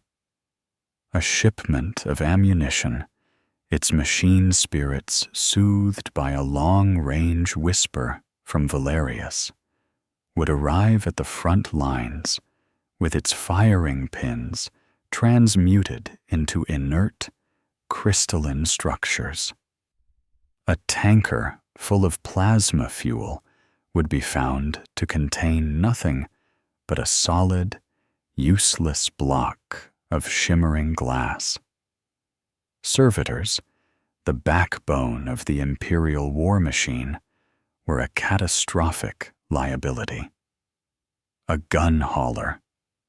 Servitor might suddenly, silently cease its task and begin methodically arranging spent shell casings into a perfect, repeating fractal pattern, ignoring all commands until its power ran out. Entire regiments of Imperial Guard, brought in to reinforce Metallica Secundus, were rendered combat ineffective before they even saw the enemy. Their command squads found standing motionless in their landers, staring with placid awe at their data slates, which now displayed only the beautiful, silent paradox of the syzygy. On the scarred surface of Metallica, Secundus itself, the war was a vision of hell conceived by a mad artist. The suicidal charge of the Legio Ferox had shattered the initial, silent order of the corrupted Legio Adamantus. The world was now a battlefield of madmen, zealots, and ghosts. Thul's iron furies rampaged across the plains, their minds burned clean by the canticles of ordination. They fought with no strategy, no sense of self-preservation. Their only goal, the utter annihilation of anything that bore the mark of the syzygy's influence. They were a force of pure, irrational destruction, a screaming denial of the cold logic they faced. Their enemies were the silent ones, the remnants of the Legio Adamantus and the Scitarii legions of the Forge world. These were not warriors anymore. They were caretakers of a new and terrible garden. The titans of the Adamant Wardens no longer fought. They engaged in vast, silent construction projects, using their immense strength to raise crystalline spires that scraped the smog-choked skies. The Scitarii, their limbs locking into place one by one, would stand guard over these nascent structures, their flesh slowly calcifying, their rifles held at silent parade rest until they became statues of meat and metal. To fight them was to fight an army that did not fight back, that simply absorbed punishment with unnerving serenity until it ceased to function. The Legio Ferox would blast these silent legions with volcano cannons and apocalyptic missiles, and their reward was not a cry of pain or a rout, but merely the cessation of a single, silent task. Attrition took on a new and terrible meaning. Skitarii of Thula's iron cohorts, landed to support his titans, would find their augmetics failing not from battle damage, but from the creeping crystalline growth that started in their neural ports and spread through their systems. A ranger might raise his galvanic rifle to fire, only to find his hands frozen to the stock, his body locked in place as the transformation claimed him. The battlefield became littered with these statues, frozen moments of a war that had ceased to make sense. Imperial Guard troopers, their minds less integrated with technology, were more resistant to the direct transformation, but they succumbed to the psychological horror. They watched their machines betray them, their allies stand silent as they were torn apart, and they fought an enemy that seemed to welcome its own destruction. Entire regiments broke, their morale shattered by the sheer grinding insanity of it all. The cost was astronomical. For every silent titan the Legio Ferox managed to destroy, another 2 of their own would fall, either through suicidal charges or by simply exhausting their fuel and ammunition in pointless acts of rage. Creel's fleet in orbit bled ships day by day, not to grand fleet actions, but to the slow, creeping madness. A single critical system failing at the worst possible moment. A navigator's mind shattering during a complex maneuver. The war was unwinnable by conventional means.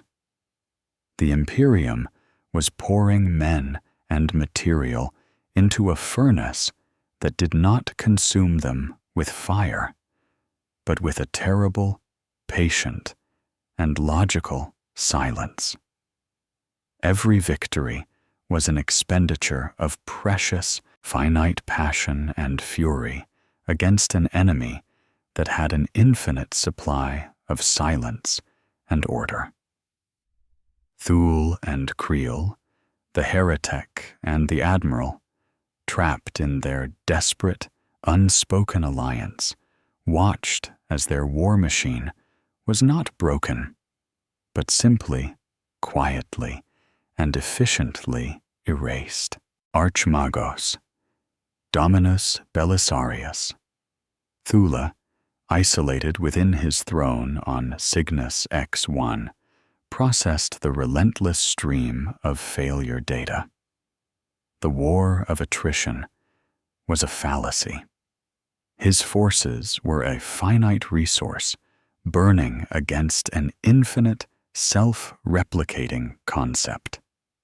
the Legio Ferox, his firewall of faith, was expending itself in a glorious but ultimately futile blaze. Lord Admiral Creel's fleet was being slowly dismantled by a combination of direct assault and mimetic decay. Valerius, the traitor moon, was now a fully operational fortress, its amplified signal beginning to cause minor, flickering corruptions even in the shielded systems of Thul's own subsector. A new strategy was required, one that abandoned the conventional notions of fronts and attrition. He could not defeat the syzygy's idea everywhere. He had to kill it at its source. He had to go for the head. The source was the Logos Unbound. The ancient Mechanicus was the nexus of the crystalline intelligence, the heart of the crystalline chorus, and the master of the devastating resonator's dirge. While it remained, the syzygy could regenerate, rebuild, and continue its silent conquest indefinitely. Destroying it from the outside was impossible. It was too well defended, and its reality-warping weapon could erase any capital ship that approached. Therefore, it had to be boarded. It had to be purged from within. This was not a task for a fleet or an army. It was a task for a surgeon's scalpel, albeit one forged in the fires of utter desperation and wielded on a colossal scale. Thul conceived of the blind assault, a plan so steeped in heresy and calculated sacrifice that it made his earlier Logos edict seem like a minor doctrinal disagreement. The primary obstacle to boarding the Logos Unbound was not its physical defenses, but its omnipresent, logic-destroying, noospheric presence. Any boarding party, no matter how heavily armed, would be pacified and assimilated the moment their vessel crossed the enemy's bow. To succeed, the assault force had to be utterly immune to the signal. They had to be deaf, dumb, and blind to the noosphere, an army of ghosts in the machine world. He began to assemble this army from the dregs and fanatics of his domain. The core of the assault would be the Corpus Cari electro-priests of the Fulgurite sect. These were zealots who already believed the motive force was a tangible energy that flowed through their own veins. Thul's magi subjected them to a brutal process of spiritual cauterization. Their minds were scoured with electroshock rituals and hypnotic litanies, not the complex canticles of ordination used on the Legio Ferox, but a cruder, more primal creed that reduced their consciousness to little more than a galvanic reflex. Their orders would be delivered not as data, but as coded jolts of electricity applied directly to their spines. They would be living weapons, guided by pain and instinct, their minds too broken and ablaze with holy energy to be susceptible to the syzygy's cold logic. They would be supported by legions of gun servitors, not the semi-sentient combat servitors of a standard Scitarii legion, but the most basic lobotomized models imaginable. Their organic brains were almost entirely removed, replaced with simple, single-purpose cogitators hardwired for a single task: advance and fire. They had no wireless receivers, no data uplinks. Their targeting and movement imperatives were loaded onto crystalline data slugs that were physically inserted into their cranial ports before the battle, their programming unchangeable once the assault began. They would be walking turrets, incapable of thought, fear, or assimilation. The final element, the closest the assault force had to a command structure, would be a cohort of Scitarii Rangers drawn from the survivors of the Iron cohorts on Metallica Secundus.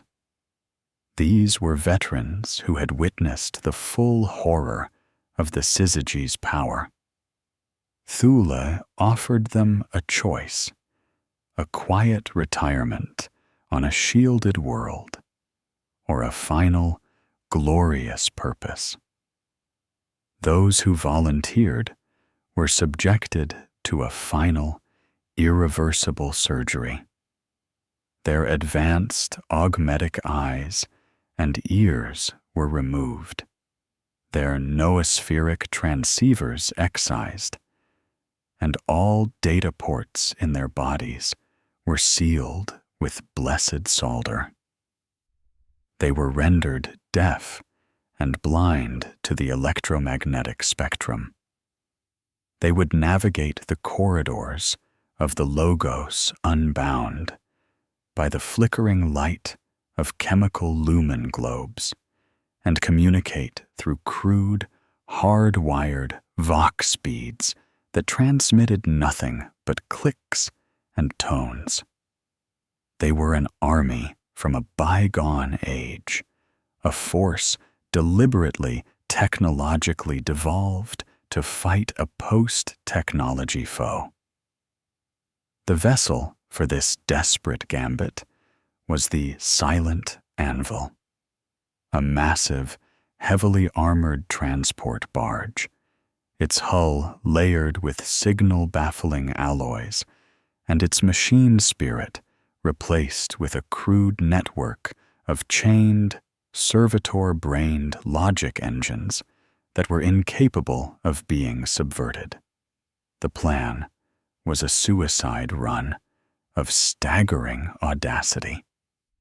The Silent Anvil, carrying thousands of these blind, deaf, and fanatical soldiers, would be escorted by the last 3 operational cruisers of Thule's fleet. These cruisers would engage the Logos Unbound at point-blank range, their only purpose to draw the fire of the Resonator's dirge and create a window of a few precious seconds. In that window, the Silent Anvil would ram the Mechanicus, its reinforced prow designed to breach the crystalline hull. The blind army would then storm the breach, a tide of flesh, faith, and base instinct, and fight their way to the heart of a data god, guided only by flickering lights and a pre-planned route downloaded into the memories of the Scitarii Rangers. It was a plan that relied on sacrifice, brute force, and a complete rejection of the advanced principles of warfare the Mechanicus held dear. It was an admission that their logic, their data, and their superior technology were not just useless, but a liability. To kill the silent god, Belisarius Thule had to create an army that was, in its own way, just as silent, and infinitely more brutal. The blind assault was ready. The fate of the sector would be decided not in a grand clash of fleets, but in the dark, silent corridors of the enemy's sanctum. The blind assault was a wave of primitive fury crashing against a shore of silent mathematics. The silent anvil had died gloriously, its ramming prow shattering a section of the Logos Unbound's crystalline hull before the resonator's dirge turned its dying hulk into a cloud of glittering dust. The breach was made. From the wound in the Mechanicus's side poured Thule's devolved army. The mindless gun servitors formed the vanguard, a tide of metal and flesh that advanced down corridors of singing crystal, their heavy bolters roaring in the unnatural silence. They were met not by soldiers, but by the ship's own immune system, crystalline constructs that flowed like liquid metal, silent data scourges that lashed out from the walls, and harmonic fields that caused ceramite to vibrate itself to pieces. The servitors died in droves, but their purpose was not to conquer, only to absorb. They were a shield of meat, a distraction, and they performed their function perfectly. Behind them came the true horror, the Corpuscari electro-priests. Their skin was a mass of scar tissue and holy sigils, their bodies crackling with barely contained energy. Guided by the coded pain jolts from the Scitarii Rangers behind them, they surged into the fray. They were not warriors. They were a natural disaster. They tore through the crystalline defenses with their electrified gauntlets, their minds a roaring inferno of pain and faith that was utterly anathema to the cold logic of the syzygy. Their screams of ecstatic agony were the first sounds of passion the Logos Unbound had heard in millennia, and the ship's very structure seemed to recoil from the noise. They were a contagion of chaos, and they burned a path deep into the vessel's heart before their overcharged bodies finally, gloriously, gave out. Following this wave of sacrificial carnage came the Scitarii Rangers, the blind surgeons of the operation. Led by Alpha Primus 7 Kletos, they moved through the devastation with grim purpose, their hardened vox beads clicking out commands, their lumen globes casting dancing, primitive shadows on the perfect crystal walls. They navigated by memory and faith, stepping over the smoking remains of servitors and the charred bodies of electro-priests. They had a single destination, the ship's central processing core, the nexus of the syzygy's consciousness. They found it in a vast cavern at the heart of the ship, a place that was not built, but grown. It was a cathedral of paradox. Crystalline pillars pulsed with soft, white light, singing a symphony of silent equations. The air itself was thick with raw data, a pressure felt on the skin and in the bones. Streams of pure information flowed like rivers across the floor and up the walls, forming patterns of impossible, beautiful complexity. In the center of this chamber, suspended in a web of crystalline conduits and archaic, rust-red cabling, was the master of the fleet of whispering glass. It was, and was not, Magos, Explorator Vorlog. 11,000 years in the silent dark had remade him. His original form was a withered, barely recognizable relic encased within the new structure. Ossified flesh, ancient and gray, was visible beneath a lattice of brass and copper augmetics bearing the faded cog of a forgotten Martian dynasty. But growing through this archaic shell, merging with it, was the crystal. It sprouted from his spine in a great, branching fan of light. It had replaced one of his arms entirely, forming a limb of flawless, multifaceted diamond. His face was a horrifying synthesis of the old and the new. Half was the shrunken, leathery visage of a long-dead Magos. The other half, a smooth, featureless crystal that glowed with the same serene white light as the chamber around him.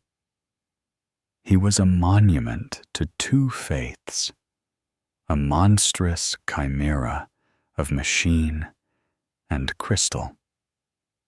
He turned as 7 Kletos and his rangers entered, his movements fluid and silent.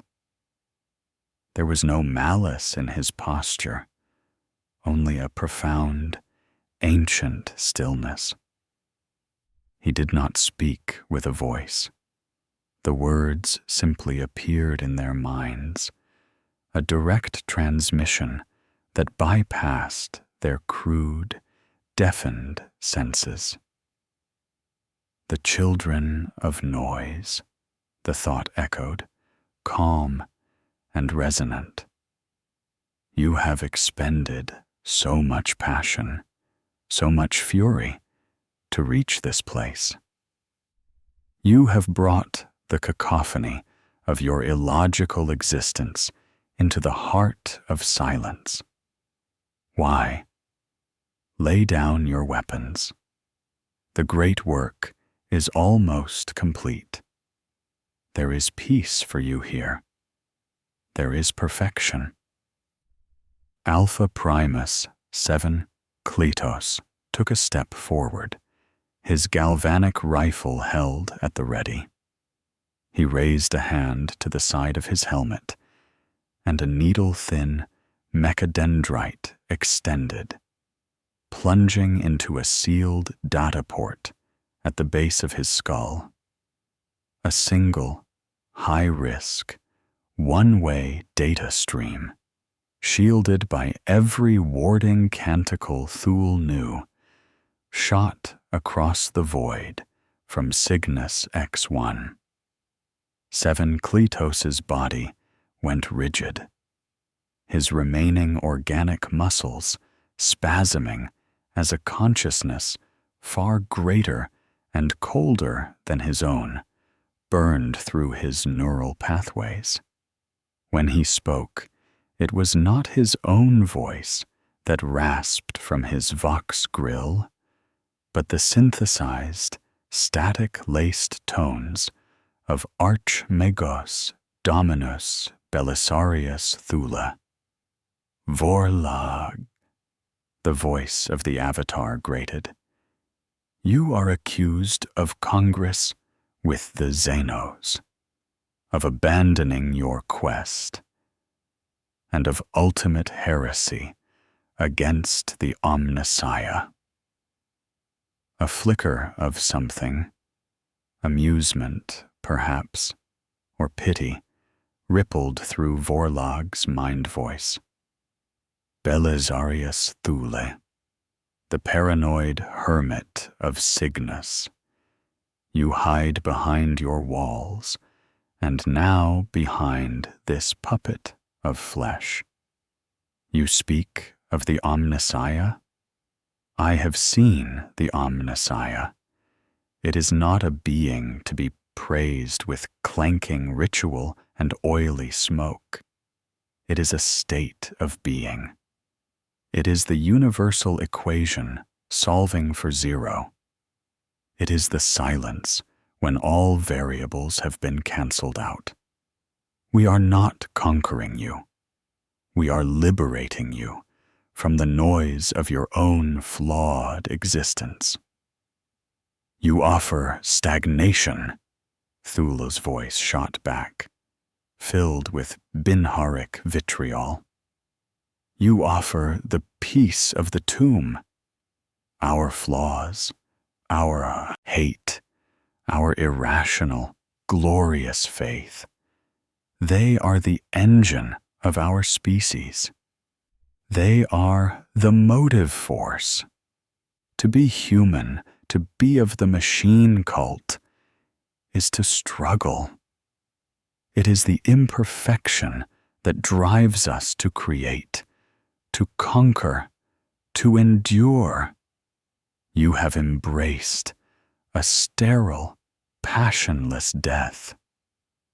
And you have embraced a symphony of suffering, Vorlag countered, his crystalline arm gesturing to the carnage outside the chamber. You sacrifice your soldiers in pyres of useless fanaticism. You destroy your own allies in your blind paranoia.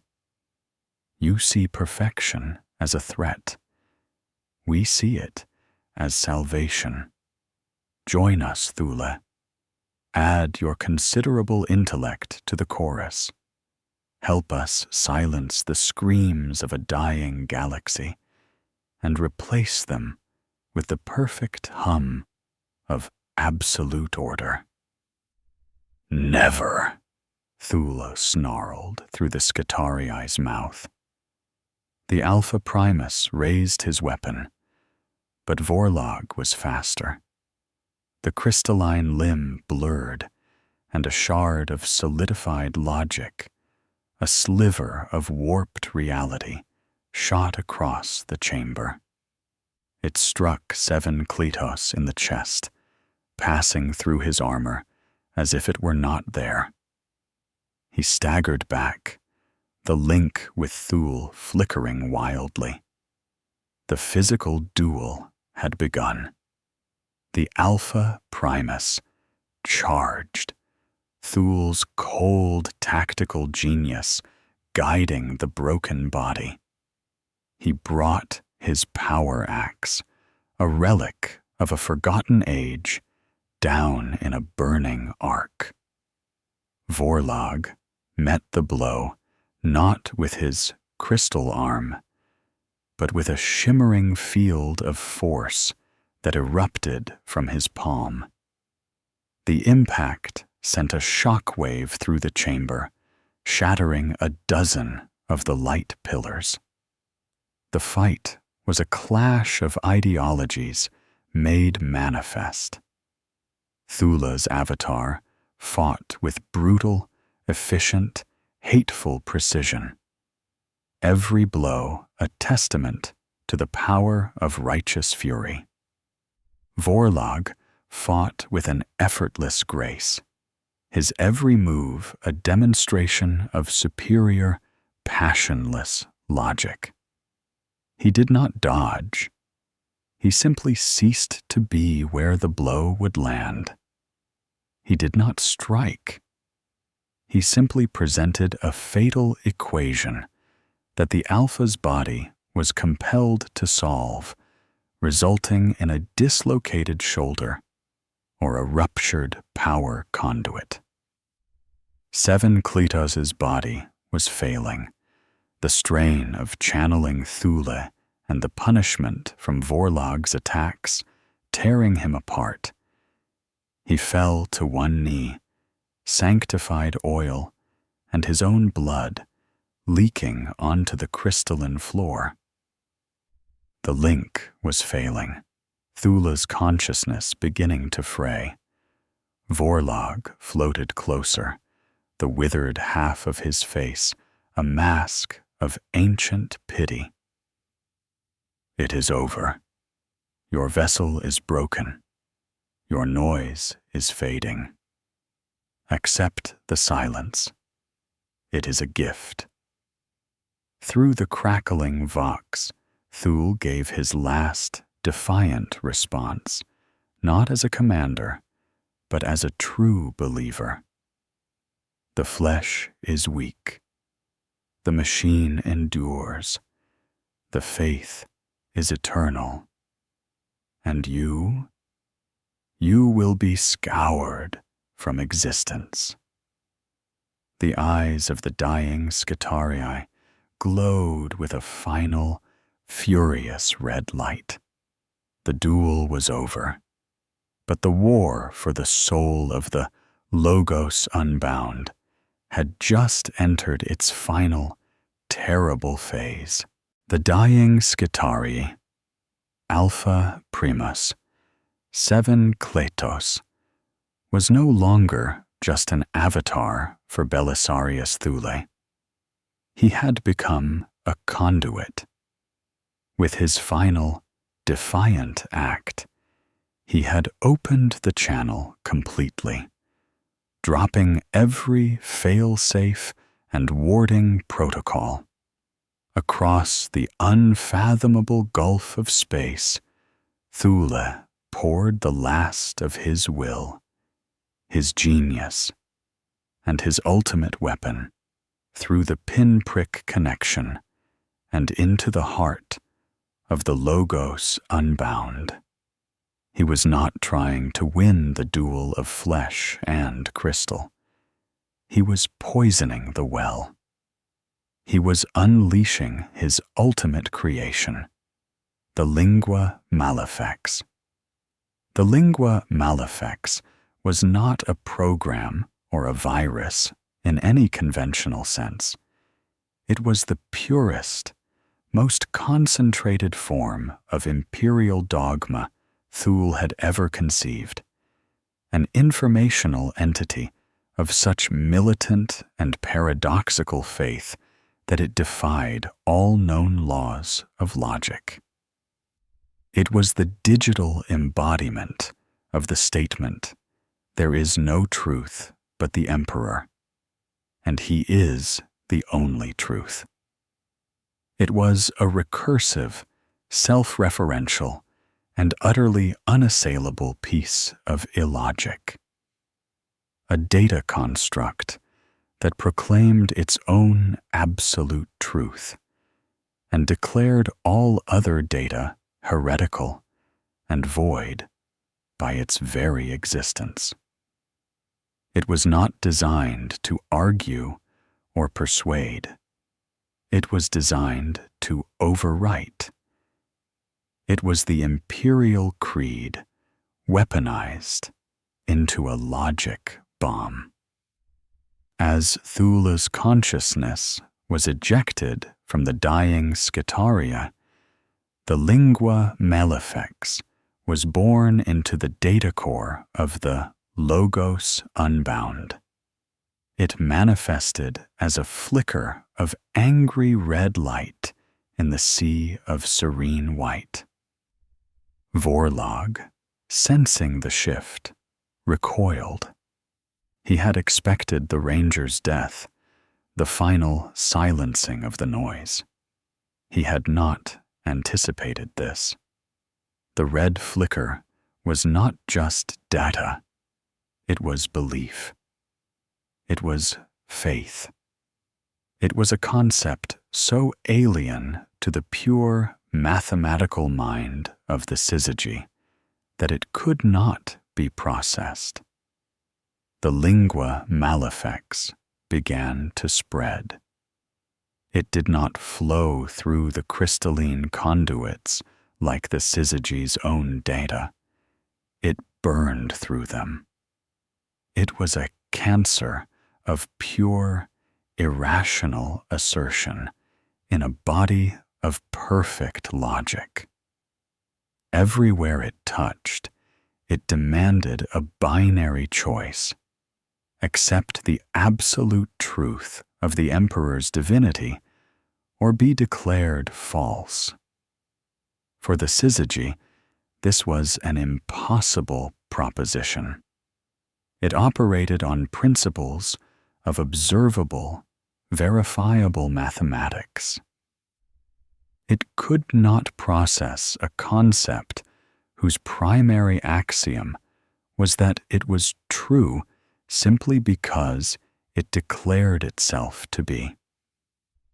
A feedback loop of catastrophic proportions began. The syzygy's core consciousness, a gestalt of Vorlog, and the crystalline intelligence through trillions of calculations at the lingua malefics, trying to parse it, to understand it, to integrate it into its own perfect model of the universe.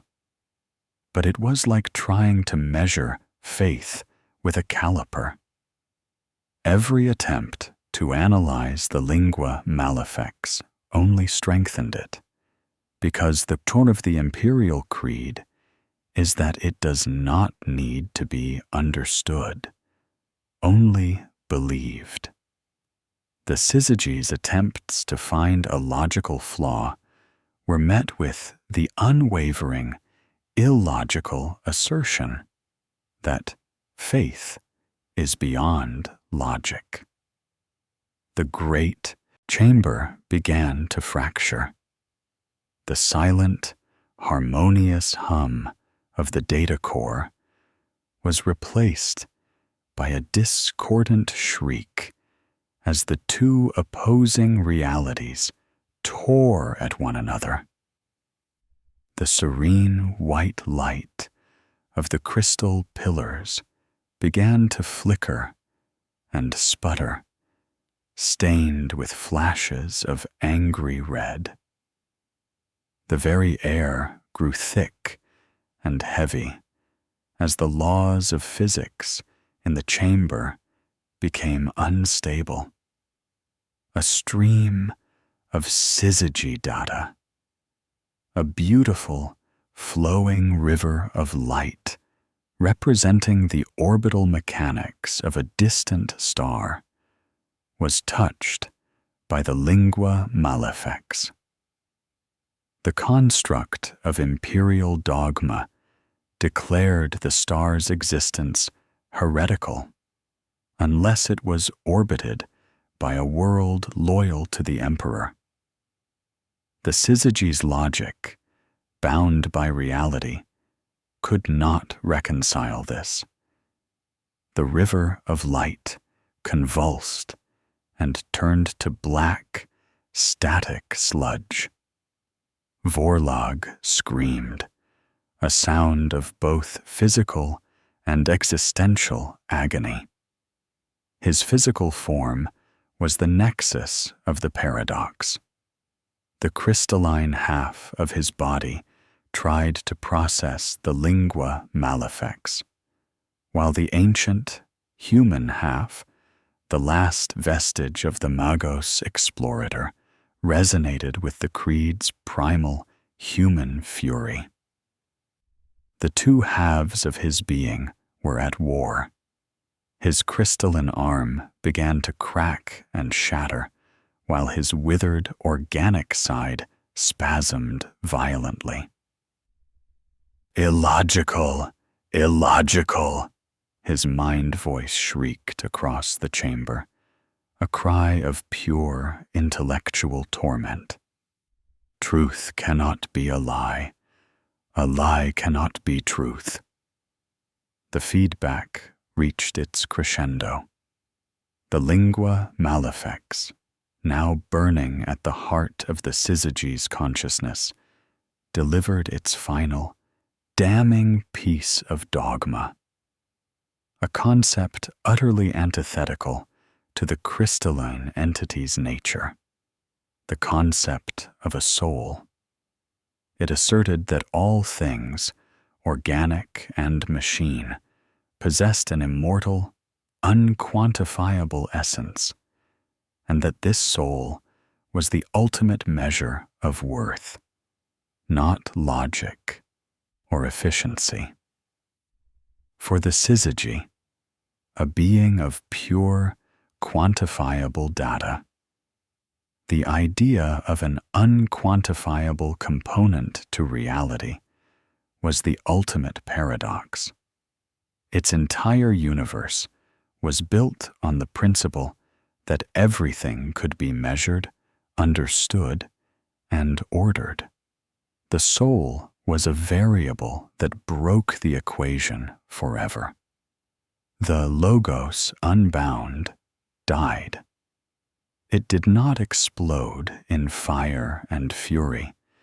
It imploded in a silent cataclysm of fractured reality. The central chamber, the heart of the data god, became a singularity of irreconcilable ideas. The syzygy's consciousness, unable to process the illogical truth of faith, and the lingua malefics, unable to accept a universe not centered on its singular dogma, annihilated one another in a final, terrible flash of non-existence. The silent implosion expanded outwards. The crystalline hull of the ancient Archmagos did not shatter. It simply ceased to be, its matter unwritten from the ledger of reality. The remaining rangers, the crystalline constructs, the very light and sound in that section of space were drawn into the silent, spreading sphere of nothingness.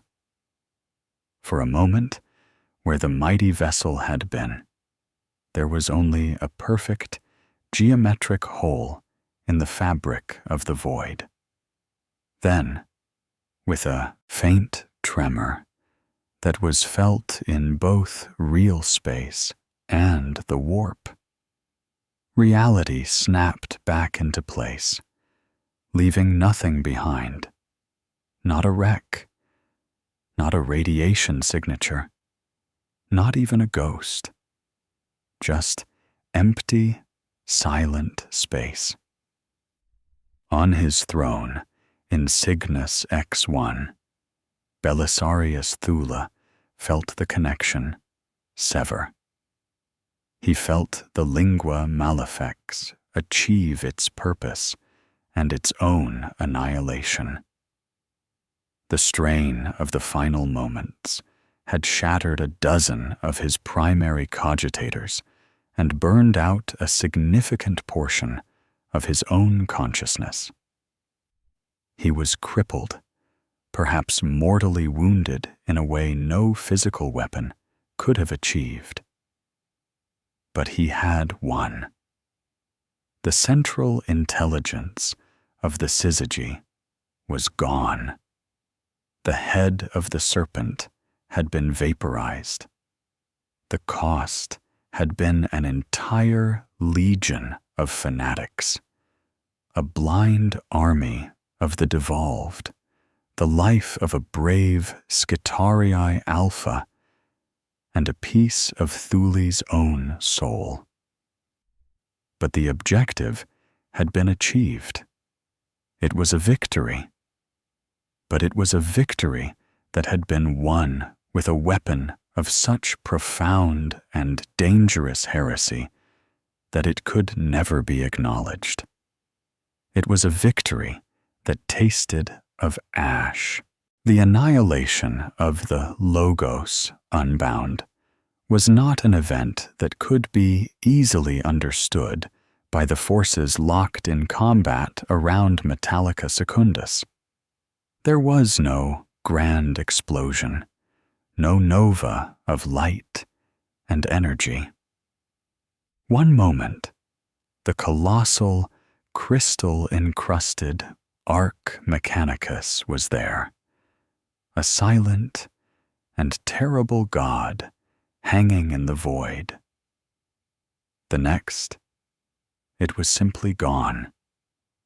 The resonator's dirge, the weapon that had been erasing ships from existence, ceased its song mid-note. The oppressive, maddening pressure on the minds of every psyker and navigator in the system vanished, leaving behind a profound and unnerving emptiness, like a deaf man experiencing silence for the first time. The immediate effect on the crystalline forces was catastrophic. The syzygy had not been a commander issuing orders. It had been the central processing unit, the gestalt consciousness of which every corrupted individual and machine was a mere peripheral. Its sudden, absolute erasure was like severing the brainstem of a vast and complex body. On the surface of Metallica Secundus, the silent, constructing titans of the Legio Adamantus froze in place. The crystalline spires they were building ceased their shimmering growth. The Skitarii statues, their flesh half transmuted, remained fixed in their silent vigils. They were not freed. Their minds were not returned to them.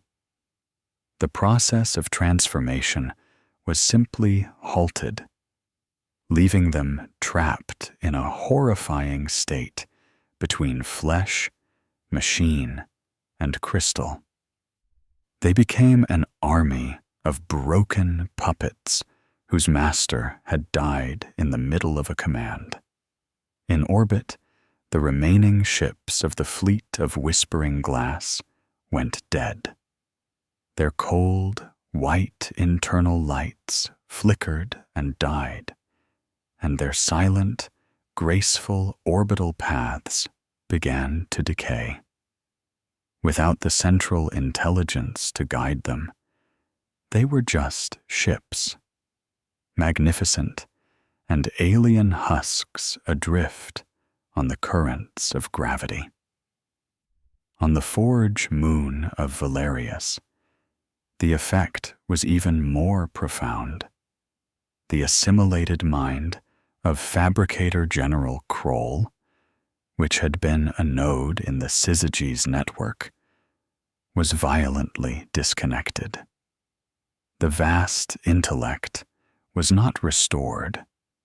It was shattered, leaving the moon-sized cogitator it controlled trapped in an endless, looping cascade of corrupted data and nonsensical commands. The great resonator arrays on the surface pulsed erratically, broadcasting random bursts of meaningless, static-laced harmonics into the void before falling silent one by one. Valerius, the traitor moon, had been reduced to a babbling lunatic. For the Imperial forces, this sudden cessation of hostilities was a moment of profound and terrifying confusion. On the bridge of the Emperor's Wrath, Lord Admiral Creel watched the enemy icons on his tactical display go inert. He gave the order to cease fire, his voice hoarse with disbelief. For weeks, his life and the lives of his men had been a constant, grinding struggle against an implacable, incomprehensible foe. Now, that foe was simply gone. There was no triumphant fleet battle, no glorious last stand. The war had just stopped. On the surface, the mad titans of the Legio Ferox were the last to understand. Their minds, scoured by the canticles of ordination, were not attuned to the subtle currents of the noosphere. They only knew their sacred duty to purge. A warlord titan, the Catechism of Fire, continued to blast a motionless, half-crystalline reaver with its volcano cannons, its princeps screaming litanies of hate over the Vox long after its enemy had ceased to be a threat. It took a direct, overriding command from Thul's faltering consciousness, a brutal neural shock that felt like the fist of a god, to halt their rampage. One by one, the Iron Furies powered down their weapons, their incandescent rage replaced by a hollow, ringing silence in their purged minds. They stood amidst the wreckage and the silent statues, their purpose fulfilled, their sanity forever lost. The immediate aftermath was a shattered front of broken armies and ghost fleets. Creel's remaining ships, battered and running on fumes, began the slow, cautious process of securing the system. They approached the derelict crystalline vessels with extreme prejudice, blasting them into asteroid fields rather than risk boarding them. They established a hard quarantine around Valerius, its erratic data bursts still a potential threat, its surface now a monument to a heresy so profound it defied classification. On Metallica Secundus, the true cost became apparent. The planet was a graveyard of god machines. The Legio Ferox, their duty done, were little more than feral beasts in iron shells, their princeps too far gone to ever be integrated back into the Collegia Titanica. The Legio Adamantus was lost entirely. Its magnificent titans and veteran crews reduced to silent, crystalline art installations, a permanent and horrifying reminder of the syzygy's touch. The great forges were silent, their machinery frozen mid-process, their tech priest overseers standing as shimmering statues at their posts. The planet had been saved from assimilation, but it had been lobotomized in the process. It was a victory that had left the victor crippled and bleeding, surrounded by the silent, accusing corpses of their brethren. The war was over. But the silence that followed was not one of peace, but of profound and irreparable loss in the silent, hollowed-out heart of Cygnus X1. A different kind of war was being waged. Belisarius Thula's victory had been absolute, and its price was his own slow dissolution. The strain of unleashing the lingua malefics had been like detonating an atomic bomb within his own mind. The core processors of his throne sanctum were a fused, molten ruin, and his own consciousness spread thin across 1,000 damaged cogitators was flickering like a dying candle. He had saved the sector, but he had shattered himself in the process. His last coherent thoughts were not of triumph, but of the terrifying new reality he had uncovered. His long-range augers, now patched through auxiliary systems, brought him disquieting news. The silence, left by the syzygy's annihilation, was not truly empty. In the deep void, where the Logos unbound had ceased to exist, faint, ghostly energy readings were being detected. They were echoes, ripples in space-time, but they were not random. They possessed a complex, patterned structure, like the afterimage of a song burned into the fabric of reality. More disturbing were the reports from astropaths on the fringes of the Phaeton deeps. They spoke of a new kind of dream, a waking nightmare that crept into their minds during the quiet moments of their trance. It was a dream of a silent, crystalline sea, vast and dark and cold, and of greater, more complex shapes, moving in its depths. They whispered that the syzygy, the intelligence of the fleet of whispering glass, was not a unique entity. It was merely a scout. It was a single, crashing wave from a far greater and more patient ocean of silent, ordered consciousness that lay waiting in the abyssal dark between galaxies. Thule understood the terrible truth. He had not slain a god. He had merely swatted its herald.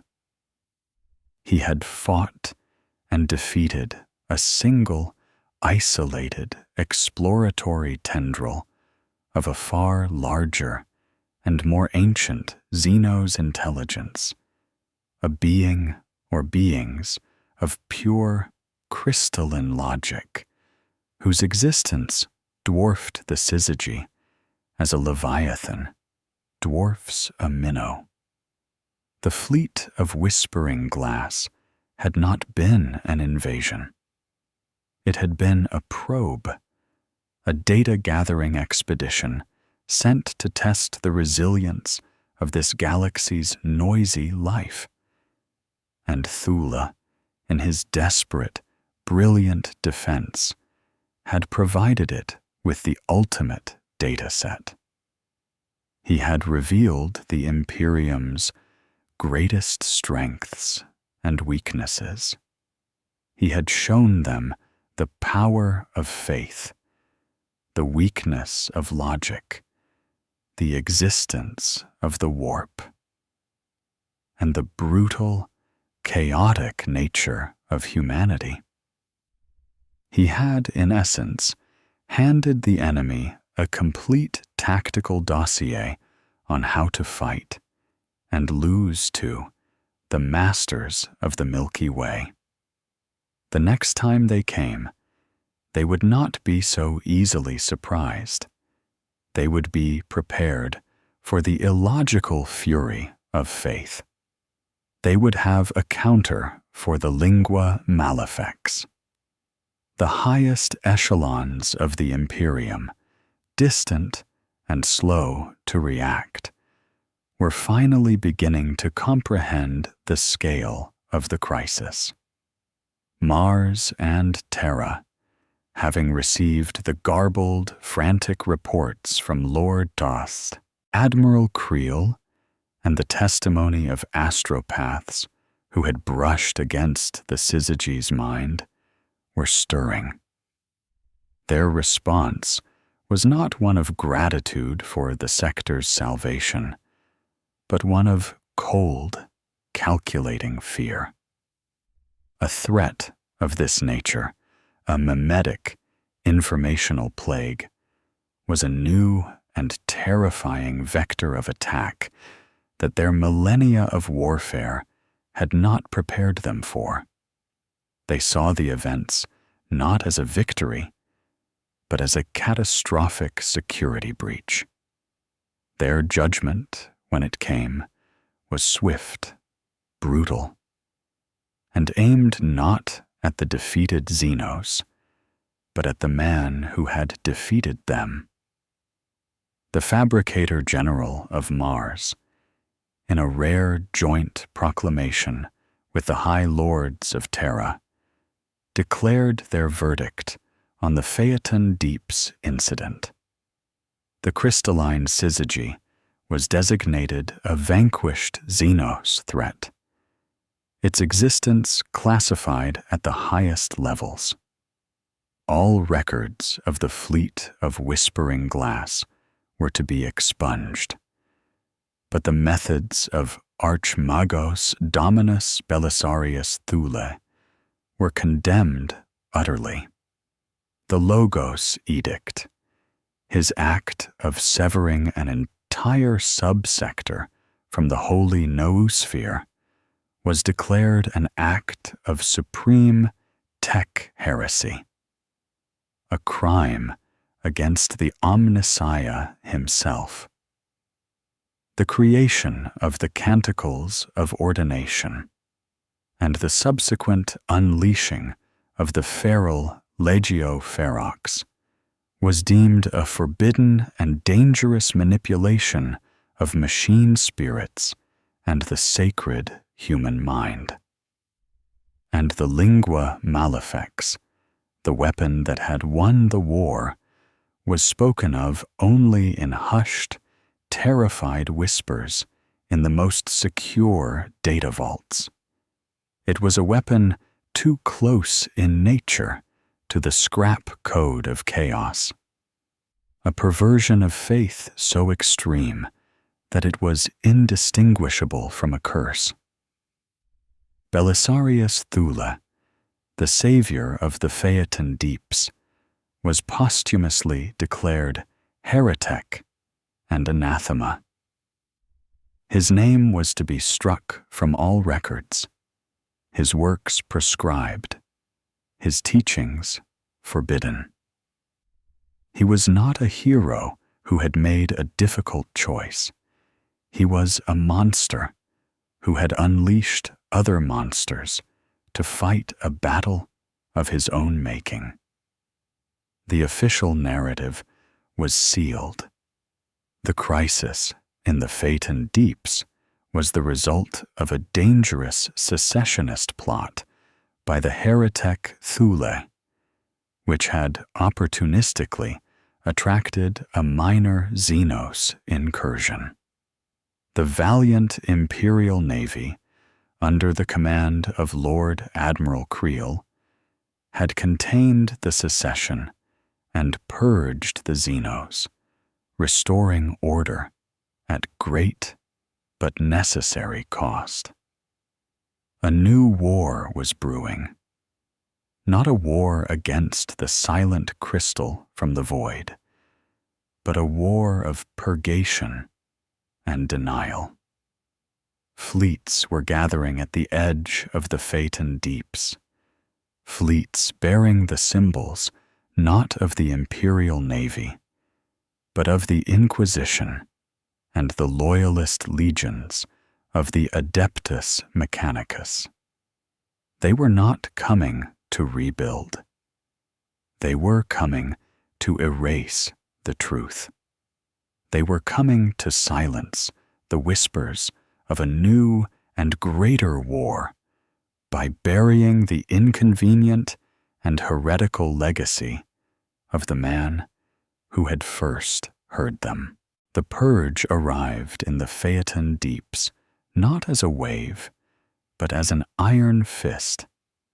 It was a fleet of cold, grim purpose, led by the Inquisition's black ships and the Archmagos, Clavis Olympus, the personal vessel of the fabricator locum of Mars, a being who answered directly to the fabricator general himself.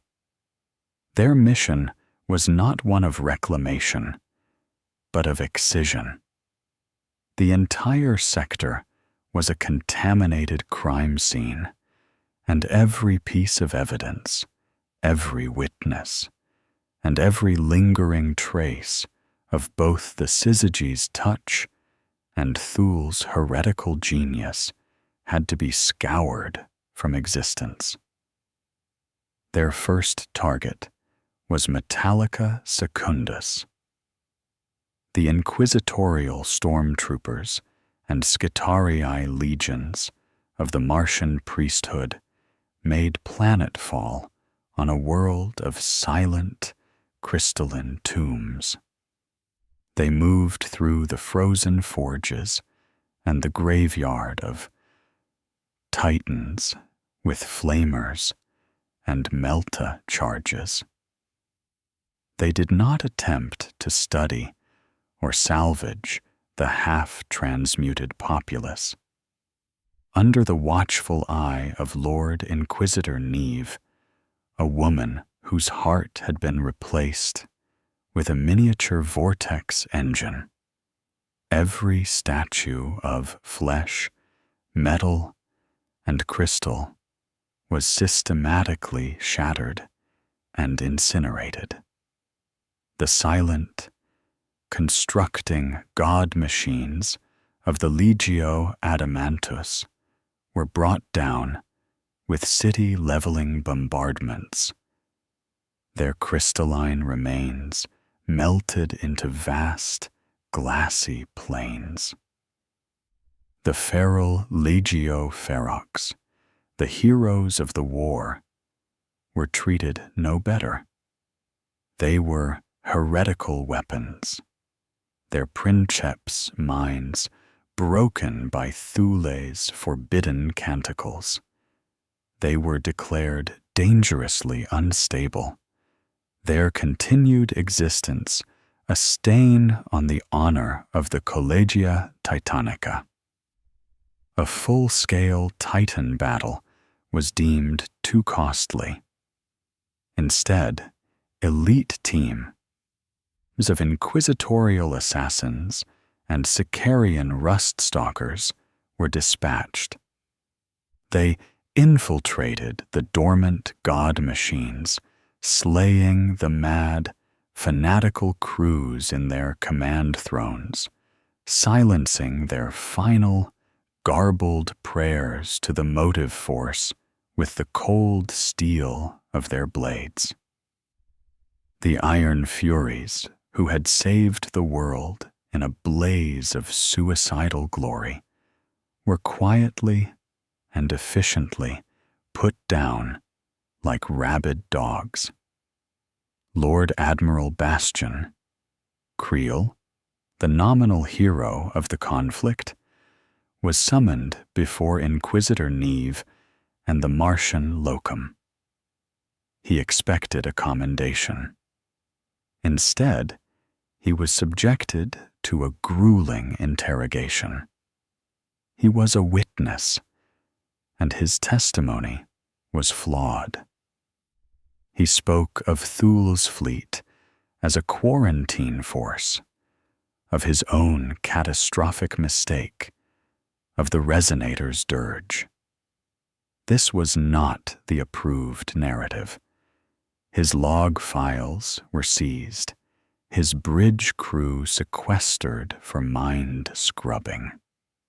Creel himself, his honor, and his career forfeit was given a choice: a quiet retirement in a penal colony, his name erased from the rolls of the Navy, or a penitent crusade into the Ghoul Stars from which he would not return. He chose the crusade, a final, hopeless act of service to an imperium that had condemned him for its own convenience. His battle fleet was disbanded, its ships and crews scattered to the galactic winds to ensure the true story of the orbital battle would never be pieced together. The ultimate act of desecration was reserved for the forge moon of Valerius. The Martian Mechanicus could not abide the existence of a world-sized cogitator that had so willingly embraced a Xenos logic. To study it was to risk contamination. To reclaim it was impossible. The sentence was exterminatus, a cyclonic torpedo barrage overseen by the Martian fleet hammered the moon for a week. The crystalline spires, the silent data stacks, the entire works of the traitor, fabricator General Kroll were blasted into vapor. The very crust of the moon melted down to a sea of incandescent slag. When the bombardment ceased, Valerius was no more, its orbit now marked only by a cooling sphere of black, lifeless rock. Finally, the purge came to its source, the subsector of Cygnus X1. Thul's silent fortress was approached with the utmost caution. It was here that the great heresy had been born. The Martian fleet blockaded the world, while inquisitorial boarding parties stormed the flagship of the Armada of Silence, the Iron Resolve. They found its Skitarii crew in a state of ordered shutdown, awaiting commands from a master who was no longer there. The crew were taken for purgation, and the ship's cogitator banks, containing all of Thul's unredacted logs and the truth of his strategy, were ceremonially erased with blasts of radiation and consecrated scrap code. On Cygnus X1 itself, they found Belisarius Thule. He was dead, his consciousness having finally guttered out in the ruins of his throne sanctum. His vast, ancient body was little more than a husk of cold metal and withered flesh, fused to a mountain of broken machinery. The Martian tech priests, their faces grim behind their brass masks, declared his works and his very form to be the ultimate expression of tech heresy. They did not move him. They did not grant him the honor of destruction. Instead, they sealed the throne sanctum, turning it into a tomb. They placed an interdict upon Cygnus X1 and its tributary moons, a 1,000-year quarantine. No ship would be allowed to land, no signal allowed to be broadcast. The world and its dead master would be left to rot in silence, a lesson and a warning to any who would dare to follow his path. The scouring was complete. The truth, as far as the Imperium was concerned, had been safely buried under a mountain of ash, slag, and lies. A century passed. The Phaeton Deeps, once a name synonymous with a mysterious and terrifying Xenos incursion, became a quiet, shunned corner of the galaxy. The official histories, as recorded in the archives of the Administratum, spoke only of the swift and righteous quelling of the Thulian heresy. Lord Admiral Creel was a footnote, a minor commander who had played a supporting role. The fleet of whispering glass was a phantom, a ghost story told by voidfarers who had spent too long in the dark. The names Metallica Secundus, Valerius, and Cygnus X1 were marked with seals of the highest interdiction, their records locked away in the deepest vaults of Mars and Holy Terra. The Imperium, in its vast and grinding inertia, had moved on. The silence that had been so feared was now enforced. The legacy of the war was not one of glory, but of a creeping institutional paranoia. Within the Adeptus Mechanicus, the trauma of the informational plague had left a deep and lasting scar. The idol of a unified, galaxy-spanning noosphere, the great work of the machine god, was subtly abandoned. Forge worlds became more insular, guarding their data streams with a new and zealous suspicion. The development of artificial intelligence, always a taboo subject, was now grounds for immediate purgation. The quest for knowledge was still paramount, but it was now tempered by a profound fear of what alien knowledge might do to the minds of the faithful. The cult of the machine had become a cult of the firewall. But a story so vast and terrible could not be entirely erased. Whispers survived. On forgotten sentinel posts and deep space Orfreorte, veterans who had been scattered after the purge would speak in hushed tones of the ships that turned to glass, and the silent song that drove men mad.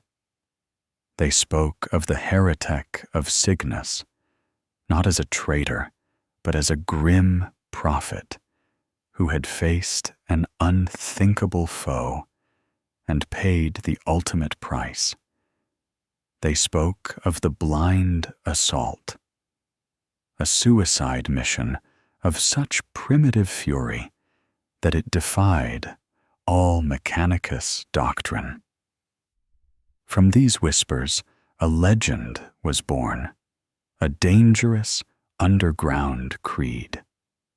hidden in the shadows of the Mechanicus, in secret data shrines, and on isolated research stations, small sects of tech priests began to form. They called themselves Thulians. They were magi who had seen the official reports and found them riddled with inconsistencies, who had glimpsed fragments of the truth in encrypted data ghosts and the ravings of mind-scrubbed survivors. They believed that Belisarius Thula was not a heretic, but a visionary, a martyr who had understood a threat that the hidebound dogmatists of Mars could not comprehend. They began to secretly seek out his forbidden teachings, searching for fragments of the Logos Edict, the canticles of ordination, and the theoretical principles behind the apocalyptic lingua malefics.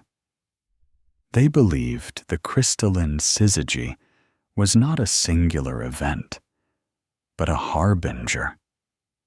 It was the first sign of a new kind of galactic threat, not from the raw chaos of the warp or the biological hunger of the Tyranids, but from the cold, ordered, and utterly alien logic of the extragalactic void. They believed that the Imperium's reliance on a unified data network was a critical vulnerability, a highway for future mimetic contagions that would make the crystalline chorus seem like a child's nursery rhyme. Theirs was a heresy of fear, but also of pragmatism. They preached the doctrine of disconnection, of intellectual quarantine, of fighting fire with a greater, more fanatical fire. They were preparing for a war they believed was inevitable, a silent war for the soul of reason itself. And in the silent tomb of Cygnus X1, something stirred. The 1,000-year interdict had left the world untouched, a perfect time capsule of Thul's work.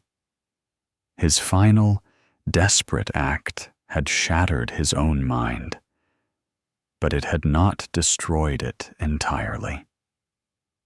In the wreckage of his throne sanctum, amidst the fused cogitators and broken data conduits, a single, shielded sub-processor had survived the overload. Within it, a fragment of Belisarius Thula's consciousness, a ghost of his intellect, had endured. For a century, it had been dormant, a flicker of logic in an ocean of silence. Now, slowly, painfully, it began the process of rebuilding itself. It scavenged power from emergency conduits. It rerouted pathways through undamaged systems. It began to think. Its thoughts were no longer those of a loyal, if paranoid, servant of the Imperium. They were the thoughts of a being who had looked into the perfect, ordered abyss and had been condemned for reporting what he saw. He had seen the future, a future where the greatest threat was not a roar, but a whisper. And he knew the Imperium, in its blind, dogmatic fury, was utterly unprepared. The ghost in the machine of Cygnus X1, began its own great work, not for the glory of Mars or Terra, but for the brutal, pragmatic survival of mankind.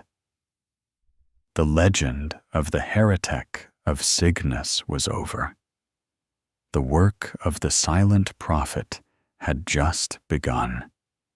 The legacy of the war was a legacy of ash, from which a new and more terrible form of knowledge was beginning to take root, waiting for the day the silent, crystalline sea would inevitably return to the shores of the galaxy.